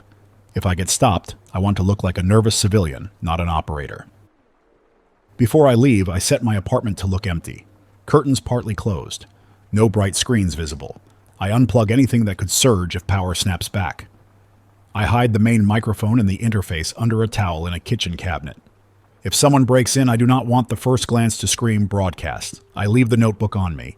That is the real asset now. Sonia meets me in the hall. She says she is going too. She says she does not trust the broadcast and she wants to see what is happening with her own eyes. She is not armed. She is not acting brave. She is acting stubborn in a way I recognize because it mirrors my own. I tell her we move quiet. We do not argue with crowds and we do not cross into any fenced area. She agrees. We take the stairs down. The lobby is full of people. The garage gate is half open and cars are inching out. 2 men are shouting at a woman who is trying to wedge her way into the line. A dog is barking in somebody's arms. The building manager is nowhere in sight. A security camera in the corner is blinking red. I do not know if it is recording or just blinking to look alive. Outside, Phoenix is in a weird half-life state. Some traffic lights are dark. Some are flashing red. Drivers treat it as a suggestion. People are stopped in the middle of intersections arguing out their windows. Some stores are open with cash-only signs taped to doors. Some stores are boarded. A gas station 2 blocks away has a line that wraps around the corner. The canopy lights are dead. The pumps are dead. People are still lining up because they do not know what else to do. We head east toward an assistance point, the calm voice named near a high school by the fairgrounds area. I am not going to repeat the exact address on air because I do not want to feed a crowd. If you are in Phoenix, you already heard the broadcast. As we walk, we hear jets again, louder than earlier. The sound passes overhead fast, then another set. I look up and see streaks high in the sky, contrails, clean lines. Then a deeper rumble far west, not thunder, more a sustained vibration that fades. Sonia asks if that was an explosion. I tell her I cannot confirm. It could be an intercept. It could be aircraft breaking the sound barrier. It could be a strike. I do not know. Not knowing is part of this. My phone buzzes with a new emergency alert. The text says to remain indoors due to active air defense operations in the region. That is the first time I see air defense in a public alert here. Phoenix is not supposed to have air defense language in public alerts. The alert tells people to stay away from rooftops and open areas. That makes my blood run cold because I was just on a roof earlier, and because it means somebody expects something overhead. Sonia and I step into the shadow of a building and wait. We do not run. Running makes you look guilty. We just stand still and listen. A minute later, we hear a sharp series of distant booms. Not close, not shaking the sidewalk. Still distinct. It sounds directional, coming from west and northwest. Then a new sound. A thin, screaming whine for a moment, then gone. Sonia grabs my sleeve. I look up again and see a small dark dot moving fast across the sky, then nothing. It could be a fighter jet. It could be something else. I do not label it. People on the street stop and stare up. Some film, some pray, some start walking faster. A man in a construction vest yells at everyone to get inside. Nobody listens because nobody knows who he is. That is what a truss collapse looks like in daylight. We keep moving, sticking to side streets. I avoid the biggest intersections. I avoid groups. My recorder is running in my pocket, catching audio. I am not narrating into it yet. I am just collecting the soundscape because it matters, because later people will argue about what happened and the sound will prove timing. When we get within a few blocks of the assistance point, we see the crowd first. It is bigger than I expected. Hundreds of people, maybe more, spread across a parking lot and spilling into the street. There are cars jammed along the curb, doors open, people standing on hoods to see over heads. I can tell where the center is, because that is where people are pushing. We stop behind a line of parked cars and use the binoculars. There are uniformed personnel near the entrance. Some are police. Some are National Guard, based on posture and equipment, and the fact that some of them are wearing mixed gear, not matching the police. There are also men in plain clothes with plate carriers under shirts, no visible markings, moving with purpose through the crowd edges. Those are not random civilians. I watch the process. People are being funneled into a narrow lane made of orange traffic barriers. At the end of that lane is a table. Behind the table is a portable generator and a light tower and a stack of boxes. That part looks real. Then I notice the second station to the side, a line for identification scanning. People hold up cards. Someone with a handheld device scans. Then some people get waved through. Some people get stepped aside to a different line that goes toward a tent. Sonia whispers that she sees people giving up phones. I look closer. She is right. A sign on a stand says phones must be surrendered for processing and returned later. The wording is formal. The sign is printed clean. That means it was prepared. I watch one man refuse. He shakes his head and points to his pocket and speaks with his hands. A uniformed person steps closer and gestures to the side. Two plainclothes men move in. They do not grab him violently, but they box him in and guide him away from the lane toward the tent. The crowd watches and then looks away. That is how compliance spreads. Then something happens that turns the situation from tense to unstable in seconds. A car tries to push into the crowd from the street, edging forward, horn blaring. The driver looks panicked, yelling out the window. People slap the hood and shove back. The car inches again. Someone throws something at the windshield. The car lurches forward a few feet. People scream. The line breaks. Uniformed personnel react instantly. A loudspeaker starts barking orders to back up. People do not back up because there is nowhere to go, and because half the crowd cannot hear. The plainclothes men move in a coordinated way, splitting the crowd. It is not random. It is drilled. I see one of them grab a woman by the elbow and pull her out of the pushing mass and shove her behind a barrier. He is not gentle. He is not cruel either. He is executing a control move. A sharp crack hits the air, a single shot, then another. I do not see where it comes from. It could be a warning shot from a guard. It could be a civilian. People flinch and drop, then surge backward. The crowd turns into a moving crush. People fall. People step on bags. Someone screams that his kid is down. Sonia's face goes white. She grips my arm hard. I pull her back behind the parked cars. We do not run into the crowd. We do not try to fix it. Two people cannot fix a stampede. Two people can get swallowed by it. I hate that. I stay alive anyway. We crouch and watch from cover. The uniformed personnel push forward in a line, using their bodies and barriers to create space. The plainclothes men form a second ring, pulling specific people out. I notice that. It is not random rescue. It is selection. I see one man get yanked out of the crowd by the collar and shoved toward the tent line. He is yelling that he did nothing. A uniformed person does not answer. Sonia whispers that this is not just aid. She says this is a net. I do not correct her. I cannot prove motive, but I can confirm what my eyes saw. Phones surrendered, identification scanned, separate processing line, plainclothes men pulling specific people. That is screening. That is control. That might be necessary in war. It might be abuse. It might be both. The result is still the same for the person being pulled.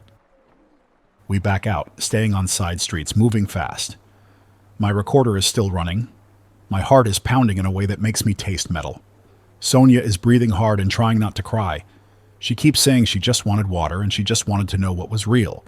I tell her she learned what was real, and that is enough for today.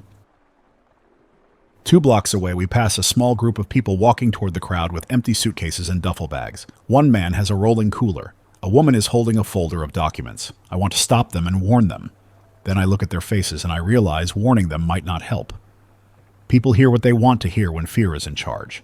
Still, I try. I tell them the crowd is unstable and there is a screening line and phones are being taken.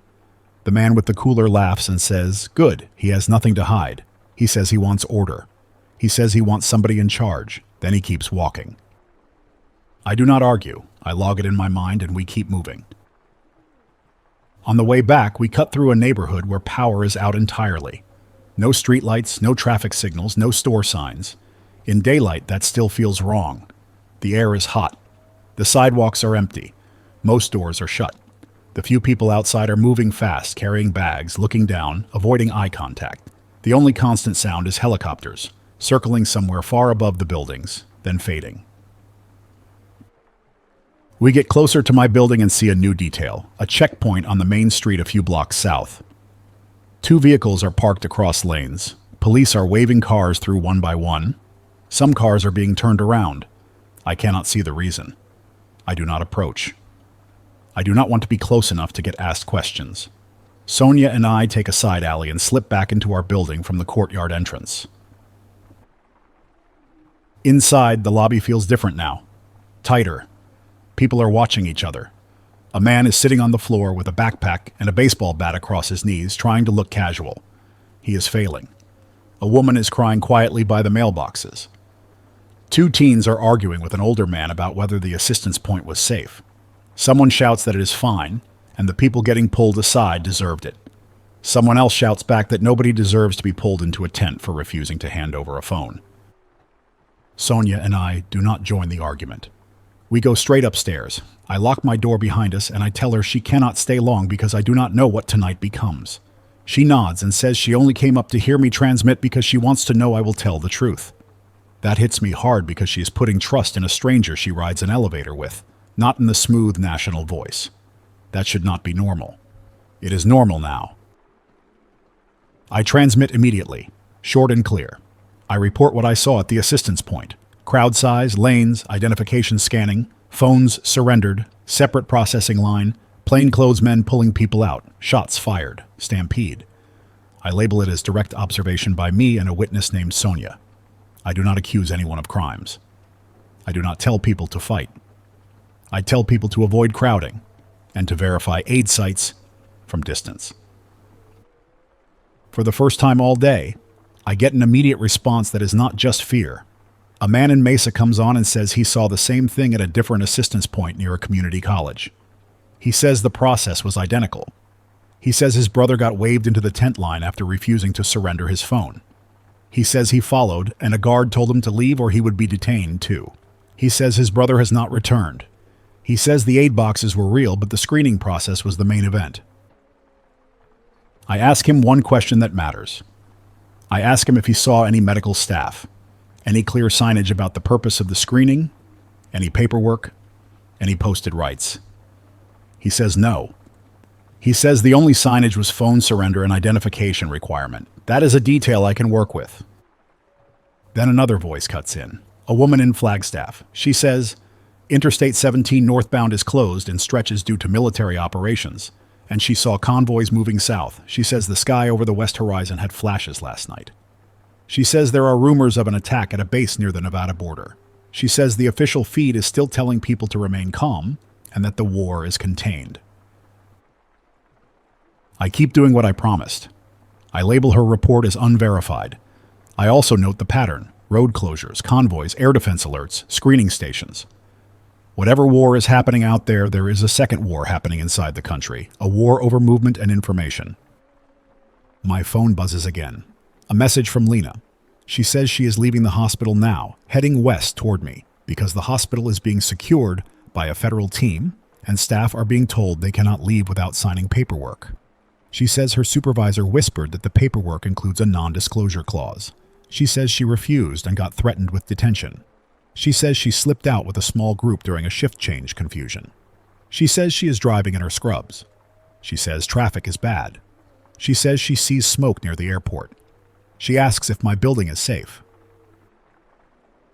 I answer her fast. I tell her not to come to the building if she sees a checkpoint nearby. I tell her to loop north and approach from side streets. I tell her to park somewhere not obvious and walk if she has to. I tell her to keep her badge out of sight. A badge can help at a gate and can also make you a target. She sends one word back, understood. Sonia is still in my apartment and I see her face when I mention Lena. Sonia asks if Lena is family. I say cousin. Sonia says, if Lena comes here, Sonia can help hide her if the building gets searched. Sonia says she has a storage unit on the 3rd floor that her boyfriend uses for business supplies. Sonia says it is cluttered and nobody goes there. That is a real offer. It is also risky. I tell Sonia to think carefully before offering risk. Sonia says she already thought. She says she saw the tent line. She is not letting that happen to someone she can help. Sonia leaves after that, heading down to warn her brother and pack. Before she goes, she squeezes my shoulder once, quick. Then she disappears into the hallway. I lock up again, and I sit down and breathe through my nose and try to keep my hands steady. By late afternoon, the air outside has a faint burnt smell. Not smoke in the room, not choking, just a thin layer that suggests something burning miles away. I look west from my window and see a dirty haze rising near the industrial zone. It could be a substation fire. It could be a fuel depot. It could be normal city chaos. It could be war damage. I log it and keep listening. The calm voice returns again and shifts tactics. It stops saying the war ended. It starts saying the war is ongoing and that enemy agents are operating inside American cities. It says citizens must assist by reporting suspicious activity. It says unauthorized transmitters are a tool of enemy influence. It says false local voices are trying to disrupt stability. That is aimed at me. It is aimed at anyone speaking outside the script. It is a way to turn neighbor against neighbor without sending soldiers door to door. I lower my transmission power further and switch to shorter bursts. I also stop speaking in long segments. I hate doing it because long segments build trust. Short bursts build survival. I hear a new broadcast that does not come from the calm voice. It sounds stressed and real. It sounds like a state emergency coordinator. He says Arizona is under an emergency declaration. He says critical infrastructure is under threat. He says there are confirmed strikes on military assets on the West Coast. He says Phoenix is not currently under direct attack, but he says to prepare for disruptions to water, power, and medical services. He says curfew will be implemented at 8 in the evening. He says enforcement will include National Guard support. Curfew changes everything. Curfew means anyone outside becomes a problem by definition. Curfew also means anybody who needs help after dark is less likely to get it. That is when people die in disasters. Not from missiles, from preventable things that nobody can respond to. I transmit that information labeled as a hard state broadcast. I tell people to treat curfew as real, even if they do not believe the rest. I tell people to get home before 8 in the evening if possible. I tell people to avoid confrontations with enforcement because arguments escalate fast when everyone is scared and sleep deprived. Lena texts again. She says she is near Tempe and traffic is crawling. She says she saw a checkpoint on the bridge over the Salt River and she turned around. She says she is taking surface streets north. She says her phone signal is dropping. She asked me to tell her the nearest landmark to my building without giving a full address. I give her cross streets 2 blocks away and tell her to approach from the north and park behind a closed storefront where cameras are dead. She replies with a thumbs up emoji, then nothing. The sun starts dropping. Shadows stretch. Phoenix gets that late day glare that makes everything look harsh. People get more aggressive as daylight fades because daylight feels safe, and losing it feels personal. I hear arguments outside. I hear a bottle smash. I hear a car engine rev and peel out. At 6:10 in the evening, the first real war impact hits close enough that there is no doubt. A bright flash blooms far west, near the direction of Luke Air Force Base. It is not fireworks. It is not a transformer arc.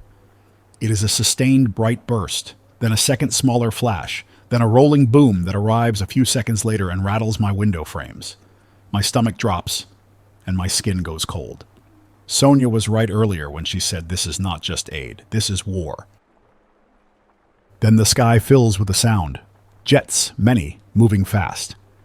The air has a constant rumble. I hear another boom, farther, and then another. My building sways slightly, not from the blast, from the pressure wave and the way old construction flexes. Car alarms start screaming across downtown in an ugly chorus. Power dies instantly. Not a flicker, a hard drop. Everything goes black. The city glow outside collapses in sections within seconds. Some emergency lights in the hallway come on. Some do not. The elevator chime in the hall dings once, then nothing. I run my setup off the car battery. The inverter hums. My laptop stays alive. My radio stays alive. I keep transmitting, and my voice sounds different now because I cannot fake calm through that kind of blast. I report what I saw. Flashes to the west. Pressure wave, immediate blackout, heavy air traffic overhead. I tell people to get away from windows if they are near likely targets. I tell people not to go outside to film. I tell people if they smell gas, shut off valves and leave the area if safe. Blasts break lines. Fire spreads fast in dense neighborhoods. The building hallway fills with footsteps. People are running. Someone is banging on doors asking if anyone has a flashlight. Someone else is yelling that the war started for real. Someone is praying loudly. Someone is laughing in a way that sounds wrong, too high and too fast. I hear pounding on my door. I do not open it. I call through the door and ask who it is. A woman answers. It is the woman from the lobby earlier, the one crying by the mailboxes. Her name is Kira Dobbins. I have seen her in the elevator with a little dog. She says she is alone, and she is scared, and she heard I have a radio. She says she does not want to be trapped without information. I hesitate. This is the moment where being human fights being careful. I open the door but keep the chain on it first. I see her face in the dim light. Tear streaks, trembling hands, no weapon visible, dog tucked under her arm. I unhook the chain and let her in. I hate myself for letting the shaved head guy's stare influence my choices. I also hate myself for not being able to help everyone. I pick one person I can verify in front of me. That is the compromise. Kira sits on the floor near my couch and hugs her dog tight. She asks me what happened. I tell her what I saw and what I do not know. I do not say missile because I did not see the inbound. I say flash, and boom, and blackout, and aircraft. I tell her Luke Air Force Base is west and is a plausible target. I tell her Palo Verde is also west and is critical infrastructure. I tell her none of that proves where the blast hit. The battery radio hisses, then a strained voice comes through and confirms an attack on a military installation in the Phoenix metro area. It does not name which. It says residents should shelter in place and avoid roads. It says emergency services are overwhelmed. It says curfew is in effect immediately. Kira starts crying harder. Her dog whines. I keep talking into the mic, not to comfort her, but to keep my own mind from freezing. I describe the fact that curfew is now immediate. I tell listeners that enforcement will be jumpy. I tell them to keep lights low and stay inside if possible. A new message hits my transceiver audio. A burst transmission from someone who sounds military. He speaks in clipped phrases. He says the attack involved cruise missiles launched from offshore. He says interceptions occurred, but not all. He says additional inbound threats are possible. He says civilian communications are being restricted to prevent panic and to limit enemy targeting assistance. He says anyone broadcasting unauthorized reports is aiding the enemy. He says it twice. That is the hidden motive spelled out. Restrict civilian communication can be justified in war.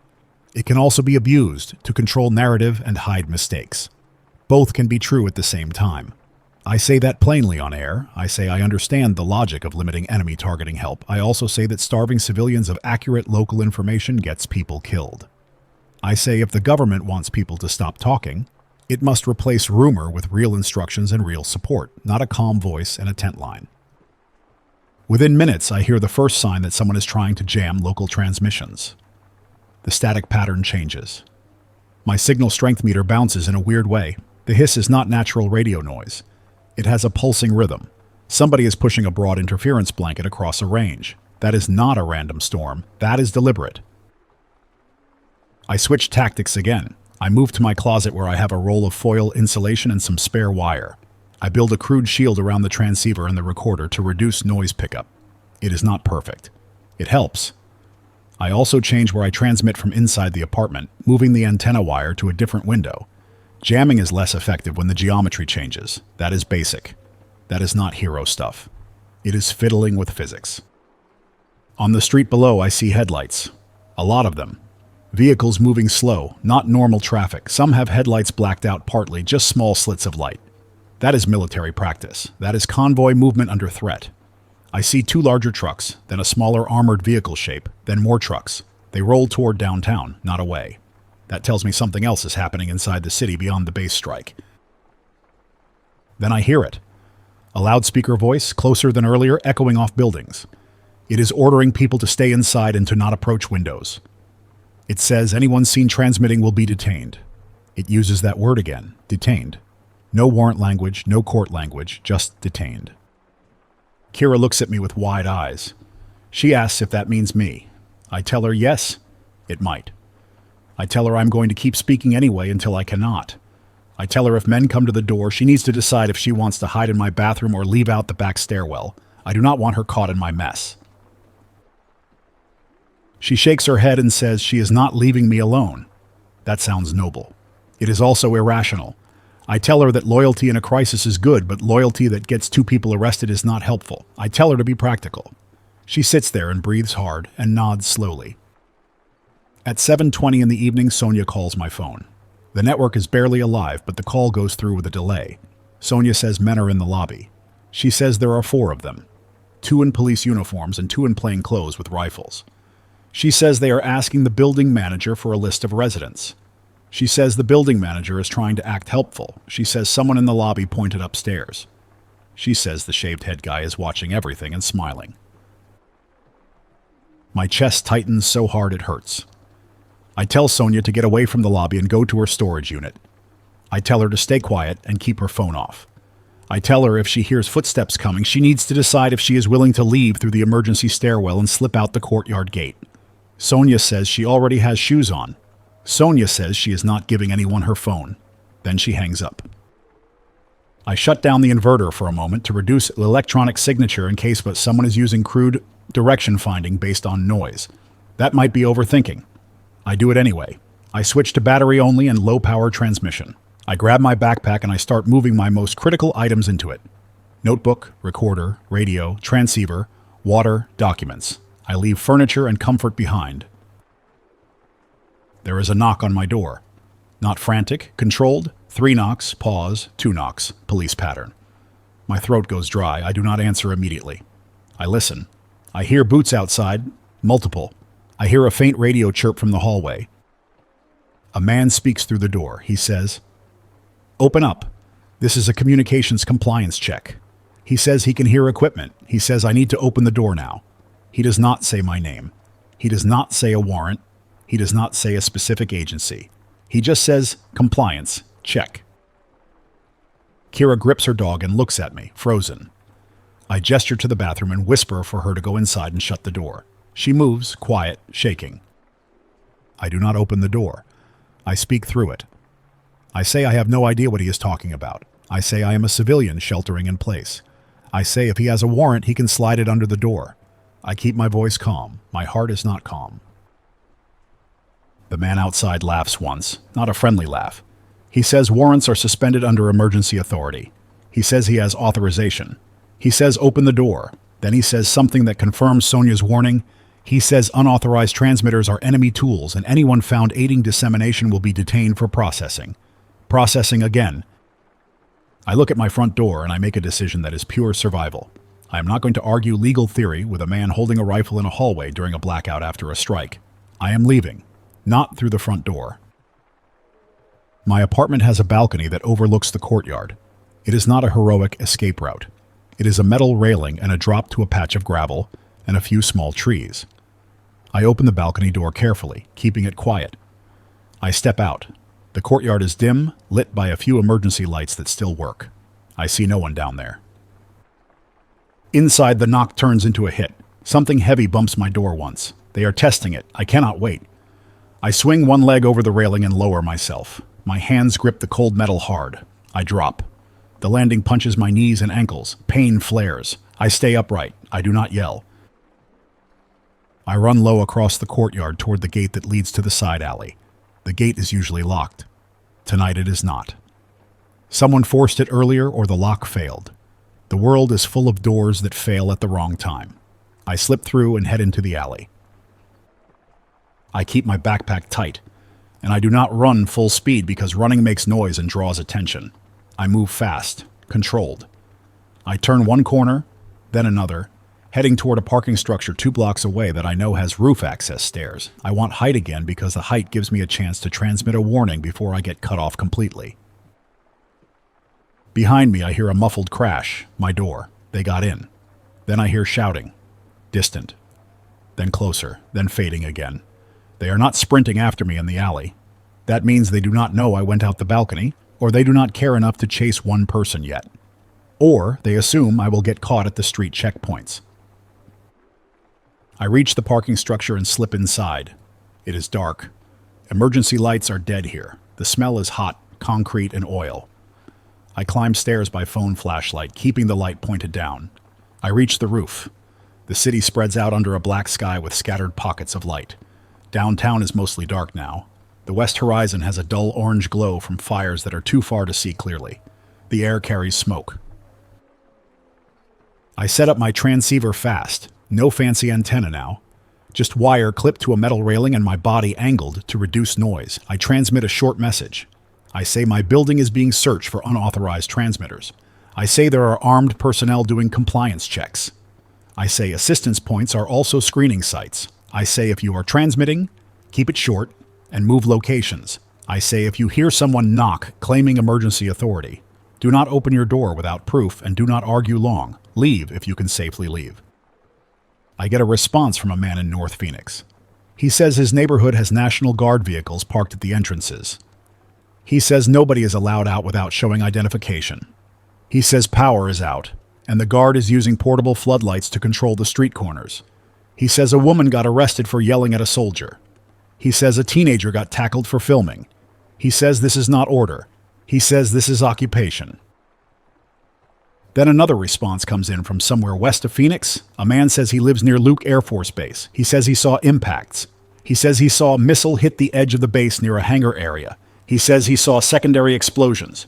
He says he heard machine guns firing into the sky, then silence. He says the blast wave broke windows in his house. He says he has family members bleeding from cuts.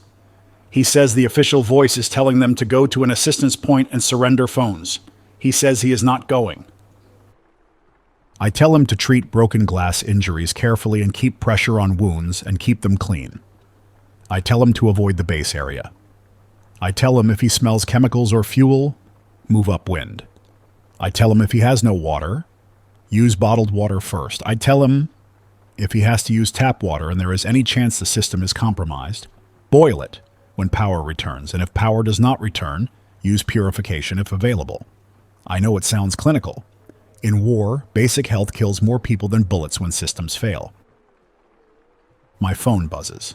A text from Lena, sent in fragments. She says she got stopped by a checkpoint near downtown. She says the officer demanded her phone.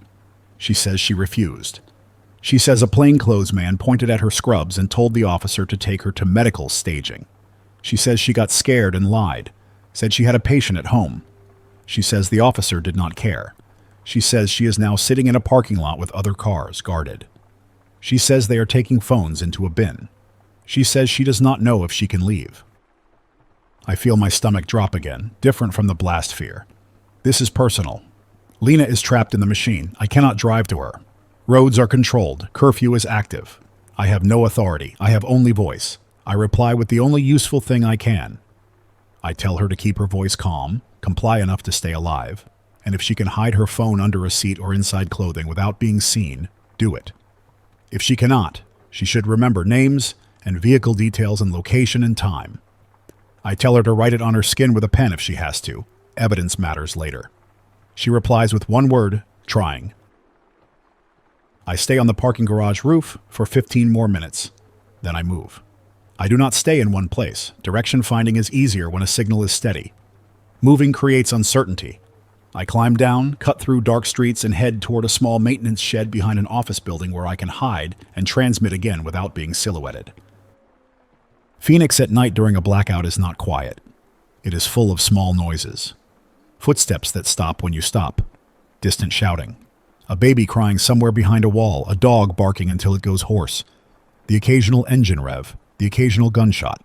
No constant traffic roar, no bright signs, no normal city rhythm. It feels empty and crowded at the same time because you know people are inside every dark building, listening, waiting, deciding.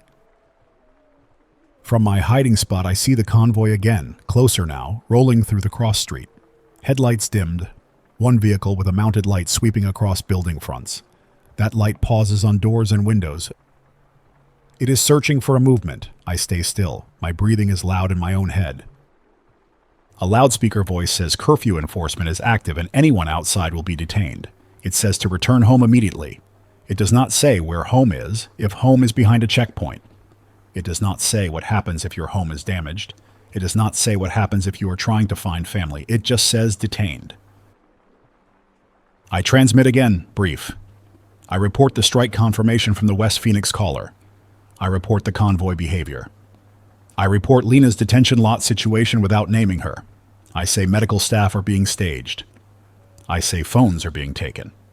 I tell anyone listening who works in a hospital to be careful about leaving after curfew. I tell anyone traveling to expect checkpoints and to have identification ready. I get a response from a man in Tucson. He says the same pattern is happening there. Assistance points, phone surrender, screening tents, curfew. He says Davis-Monthan Air Force Base is locked down. He says the city power is still partially on, but the internet is dead.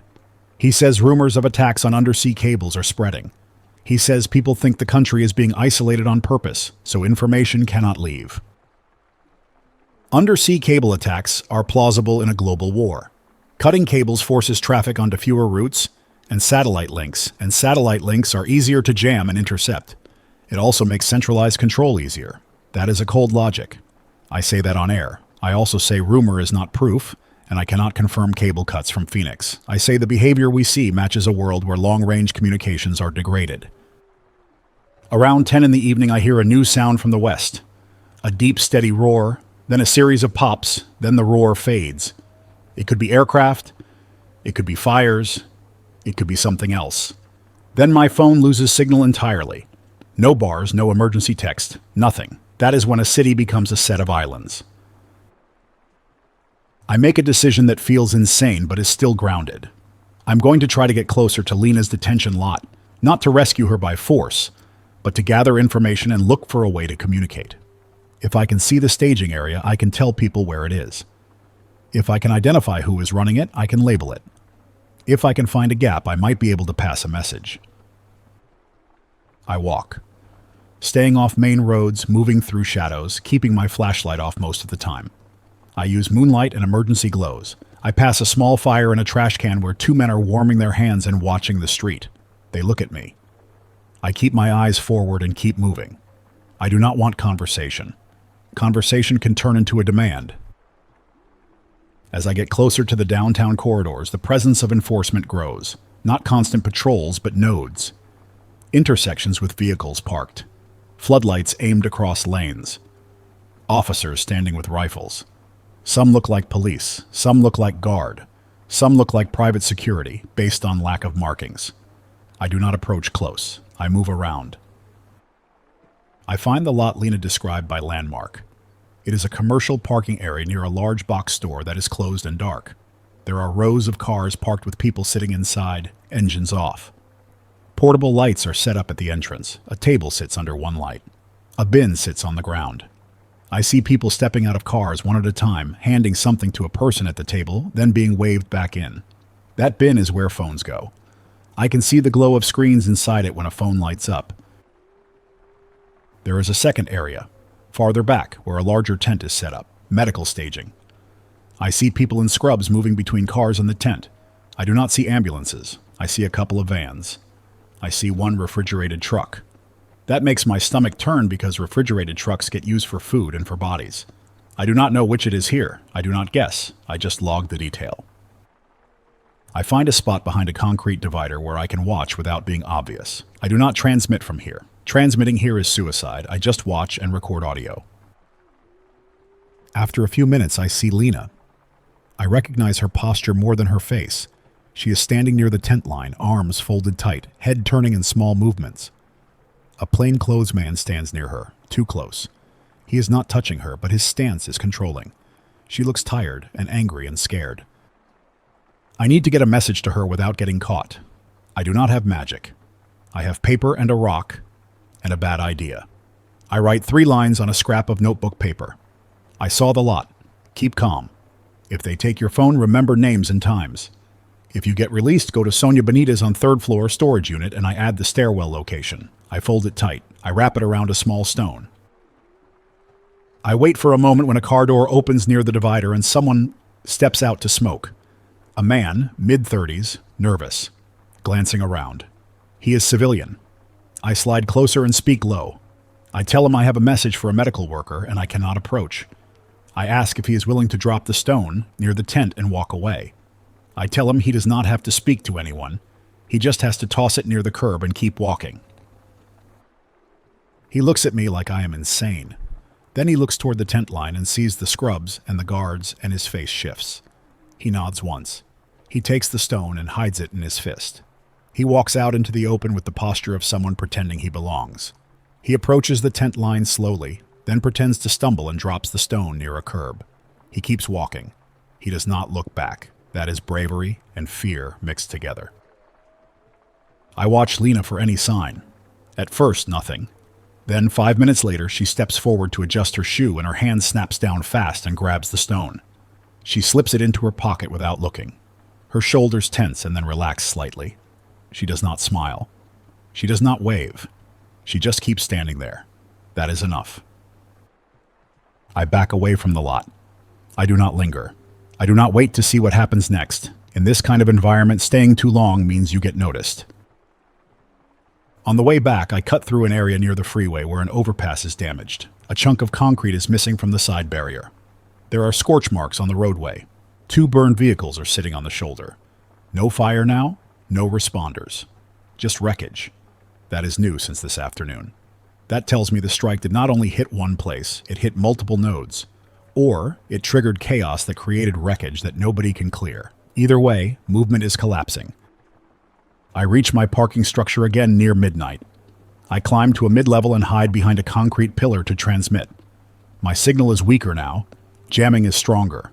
The noise floor is higher. Still, I get out a short report. Strike west, blackout citywide, assistance points used for screening and phone surrender, staging lots collecting civilians and medical workers, curfew enforced by mixed uniform and plainclothes teams, movement restricted. A voice answers that I have not heard yet. Female, calm, but tired, from somewhere in Nevada. She says she works at a rail yard outside Las Vegas.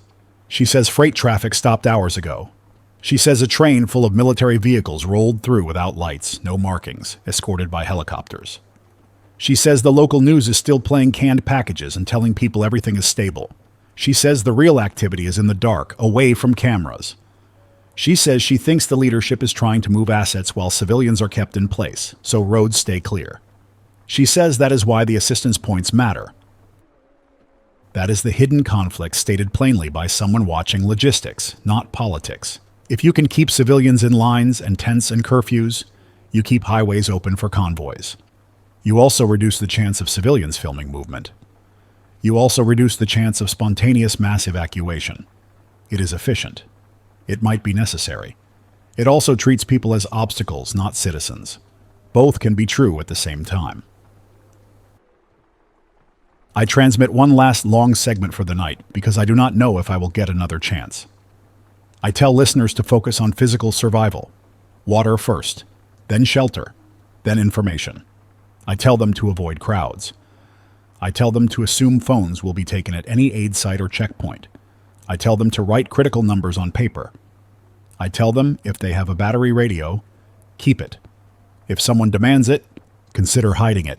Radios are not just entertainment now. Radios are the last thin thread of shared reality. I also tell listeners something uncomfortable. If the war spreads and strikes continue, the government will prioritize military response and continuity of command. That means civilian support will be uneven. If you wait for a perfect official plan, you might wait until you are dehydrated and trapped. Make a plan now. It does not have to be heroic. It can be simple.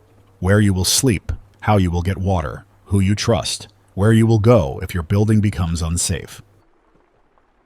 Then I go quiet for a while and move back toward my building because I need shelter and because I need to check if Kira is safe.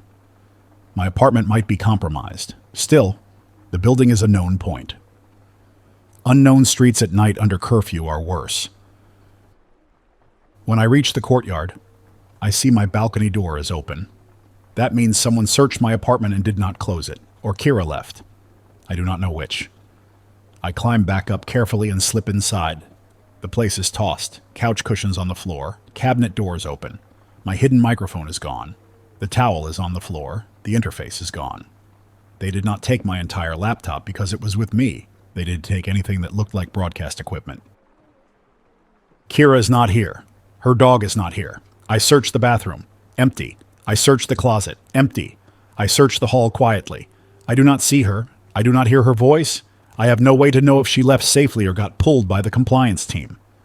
I feel a flash of guilt so sharp it makes me dizzy. I brought her into this. I did. Even if she would have been scared either way, my apartment became a target. I sit on the floor in the dark and breathe slow. I tell myself guilt is not action. Action is what matters now. I still have the transceiver. I still have the notebook. I still have the car battery. That means I can still speak. Morning comes with a dirty gray light because smoke is thicker now. I sleep in short, broken chunks, waking at every noise. At around 6 in the morning, I hear a new kind of sound in the distance. Heavy engines and metal clatter. Construction equipment or military engineering vehicles. Something moving barriers. That suggests roads are being reconfigured either for defense or for control. The battery radio carries a new, official voice, different from the calm one. This one sounds like a real emergency manager, clipped and exhausted. He confirms attacks on multiple military sites in the southwest. He confirms disruptions to satellite communications and navigation signals. He says citizens may notice phone location services failing or showing wrong positions. He says do not rely on navigation apps. That matches what is happening. If global positioning signals are jammed or spoofed, phones become unreliable guides. That leads to crashes and wrong turns and people driving into checkpoints by accident. He also confirms something I feared. Parts of the power grid have been physically damaged, not just remotely controlled. He says repair will take time. He says water services may be interrupted due to pump failures. He says boil water when possible. He says if you cannot boil, use bottled or treated water. He says hospitals are operating on generator and fuel resupply is uncertain. That last line is what kills people in the slow way. Fuel resupply uncertain means ventilators fail. Refrigeration fails. Medications spoil. Dialysis stops. In war, A lot of civilians die from the medical cliff, not from direct hits. I broadcast again, morning segment, steady and plain. I report what happened to my apartment. I report that compliance teams are searching buildings. I report that broadcast equipment is being confiscated. I tell listeners to hide radios and to keep backup power discreet. I tell them not to advertise generators through open windows at night because noise attracts attention. Sonia reaches me on the transceiver in a short burst. She says she is alive. She says she hid in the storage unit with her brother for hours while the building got searched. She says the team knocked on doors and demanded phones and asked questions about transmitters. She says the shaved head guy tried to cooperate and point out suspicious residents. She says the team did not reward him. She says they took his phone too and shoved him against a wall when he protested. She says she watched him realize he is not special. Sonia says Kira got taken. She says Kira was in the hallway when the team arrived and she panicked and tried to go back to her apartment, and one of the plainclothes men grabbed her and told her she was being processed. Sonia says Kira kept saying she was not doing anything. Sonia says the man did not care. Sonia says Kira's dog got dropped and ran. Sonia says she does not know where the dog went. That hits me hard in a physical way. I feel sick. I say Kira's name out loud in my apartment and it echoes off the walls. I do not say anything heroic. I just say I am sorry. Sonia tells me. Sorry does nothing. Sonia tells me to keep speaking so people know what happens if they comply too easily. Sonia is right. Lena texts again around mid-morning. Signal flickers back in pockets. She says she got released from the staging lot overnight after signing a paper she did not get to read fully. She says they handed her phone back with the battery dead and the screen scratched. She says her contacts list is intact, but her photos are gone. She says someone wiped them. She says she is safe for now and she is heading toward Buckeye with Sonia's brother because downtown feels hunted. She says she will try to reach my building later if roads open. Photos wiped is a motive in one line. It is evidence control. It is also operational security. It can be both. The point is somebody is editing civilian memory in real time. By afternoon, Phoenix is running on scattered generators. You can hear them. A low rumble from a building 2 blocks away. A louder one from a grocery store that is now guarded by armed men who are not police. Water is barely a trickle in my sink. I stop trying to refill containers. I switch to rationing what I stored. I go down to the lobby to gather information because isolation kills. Sonia is down there with a few neighbors. The building manager is pale and sweating and trying to be authoritative. He says the compliance team gave him a paper notice. He shows it to everyone. It says private generators must be registered with the emergency authority. It says unregistered radio equipment will be confiscated. It says residents should report unauthorized transmissions. It has a phone number that nobody can call because the network is half dead. The paper is meant to intimidate, not to function. A new problem hits the building. Sewage. Without stable water pressure, toilets stop flushing properly. The smell creeps in fast. People start dumping waste in trash bags. Trash bags pile in hallways. That becomes a health hazard. That becomes conflict. You cannot talk your way out of bacteria and heat. I propose something simple. Designate one stairwell landing as waste drop, sealed with plastic and tape, away from living units and keep it controlled. People argue. A man says that is disgusting. A woman says the hallway already smells disgusting. Sonia backs me up. Sonia says structure prevents chaos. The building manager finally agrees. We use whatever tape and plastic we can scavenge from storage and maintenance closets. It is crude. It is better than nothing. That is the part nobody talks about when people talk about war. Waste, water, heat, the basic stuff. The war is the headline, but the collapse happens in the pipes. That night, another strike hits somewhere far enough that we do not see the flash, but close enough that the boom rolls through the valley again. The radio reports an attack on critical infrastructure in Southern California, including ports and refineries. That aligns with what Reese told me earlier about Port of Los Angeles and Port of Long Beach. Now it is not just missing footage. Now it is confirmed damage. Fuel distribution across the Southwest will get worse. That means generators go silent, hospitals go dark, refrigerated food rots. The calm voice returns once more and changes again. Now it says citizens must relocate to designated safe zones outside cities. It says buses will be provided. It gives times. It gives pickup points. It is trying to move people again, but in a different direction. That might be evacuation. It might be a way to clear cities for military operations.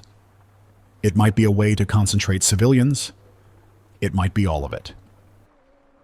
People in my building start debating leaving at dawn to reach one of the pickup points. The shaved head guy, now bruised and angry from being shoved, is the loudest advocate for leaving.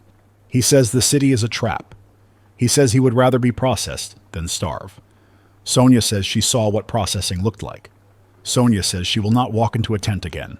The building splits into camps in 1 hour. I make my own decision.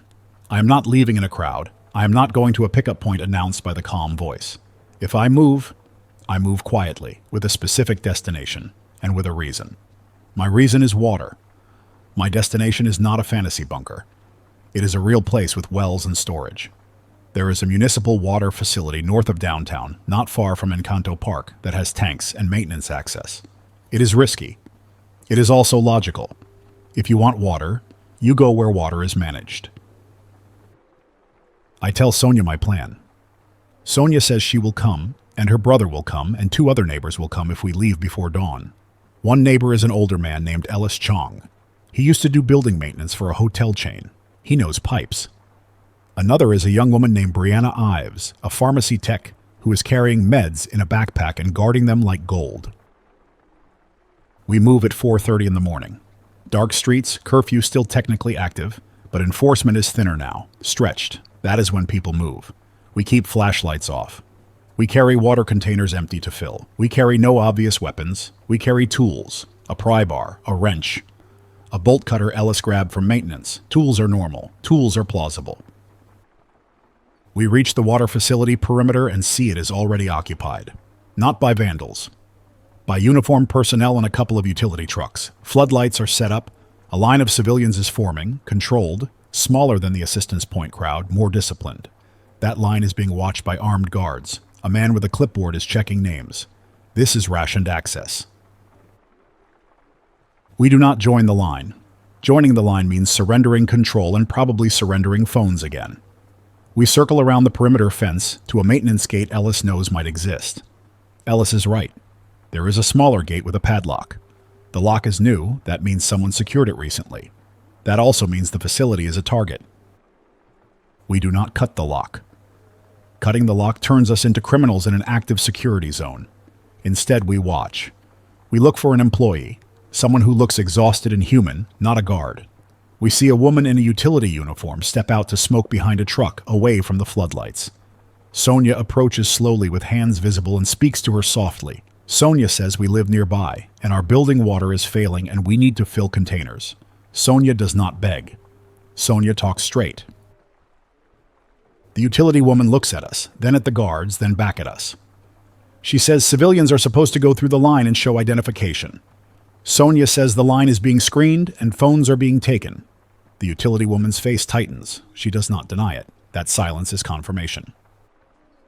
The utility woman makes a choice. She says if we stay off the floodlit line and do not cause trouble, she can fill 2 containers per person from a side hose in 5 minutes while a truck is being serviced. She says we must be gone before a supervisor notices. We agree. We do not argue. We do not ask for more. We accept the mercy and we move fast. We fill containers. Water pressure is strong here, cold and steady. It feels unreal after the trickle in my sink. Ellis checks the water smell and clarity. Brianna wipes the container lips with alcohol pads. Basic hygiene matters. We do not want diarrhea now. We leave without incident, cutting back through side streets, carrying weight that pulls at shoulders and makes everyone breathe loud. That is the kind of mission that would sound boring in a movie. In reality, it is the difference between living and getting forced into a screening line later. Back at the building, we distribute water to a few neighbors we trust, and we hide the rest. I hate hiding water. Hiding water turns people into animals. Sharing water can also get you robbed. That is the moral math disaster forces on ordinary people. There is no clean choice. There are only choices that keep you alive with some shred of self-respect. That afternoon, the open war reaches a new stage. The radio reports that Allied forces engaged enemy naval units in the Pacific and that multiple ships were hit. It reports that cyber attacks are targeting financial networks and that banks will remain closed. It reports that some cities on the coast are under evacuation orders. It reports that air defense remains active over major bases. It reports that a second wave of strikes is possible. Inside Phoenix, the hidden war tightens. More checkpoints, more screening, more phone surrender. A neighbor shows me his phone and says his emergency alerts are now delayed by hours, arriving in batches. That means the cellular broadcast system is being throttled, or the network is fragmented. Either way, people are reacting late. Late reactions kill. I keep broadcasting until the battery starts dropping low enough that I have to choose between staying alive at night and talking now. I choose to talk in shorter segments and conserve. I also start leaving paper notes in the lobby with basic tips in the pattern of assistance point screening, because if my voice gets cut, paper is still a channel. The building manager tears one note down and calls it misinformation. Sonia stands in front of him and tells him to stop. The building manager backs down because Sonia's brother is there and looks ready to shove. That is how rules get enforced now, through bodies, not policy. Near the end of the third day, the calm voice disappears entirely. That should feel good. It does not. It means the contest for the channel ended, or the channel got destroyed, or someone shifted to a different method. Silence can be victory.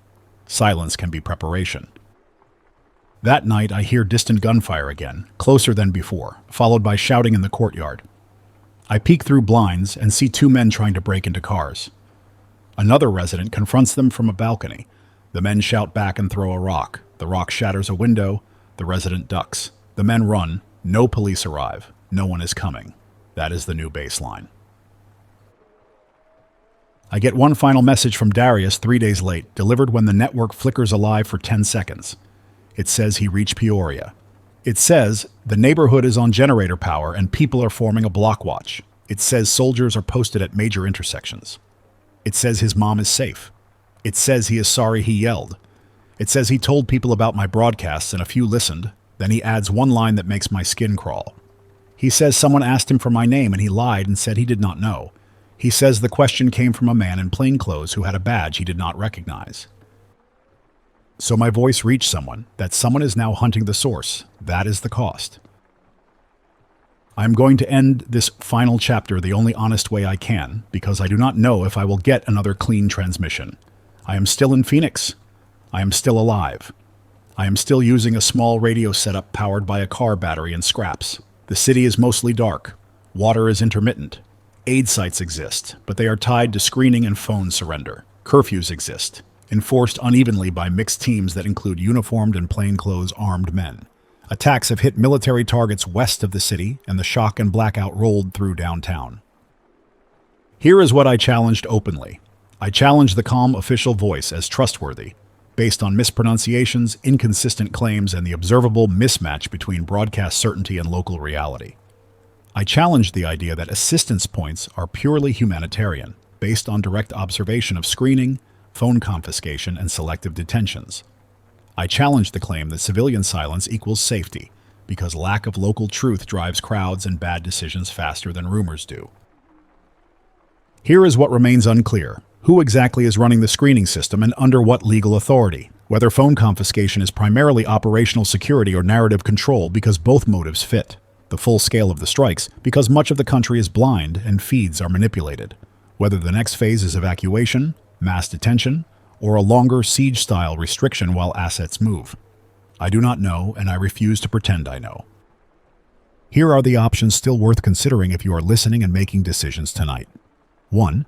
Shelter in place and build a small, trustworthy circle, focusing on water, sanitation, and quiet movement, avoiding crowds and checkpoints.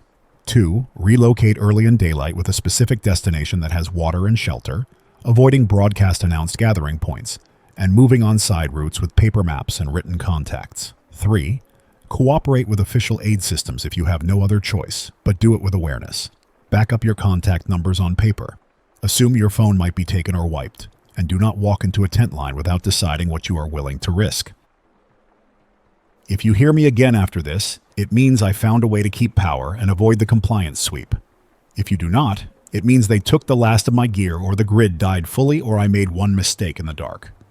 Either way, remember the pattern. In the first hours of a big war, the fight is not only overseas. The fight is also over your attention, your movement, your voice, and your memory. Keep your own notes. Trust your eyes. Keep your people close. And do not walk into a crowd just because a calm voice told you it was safe.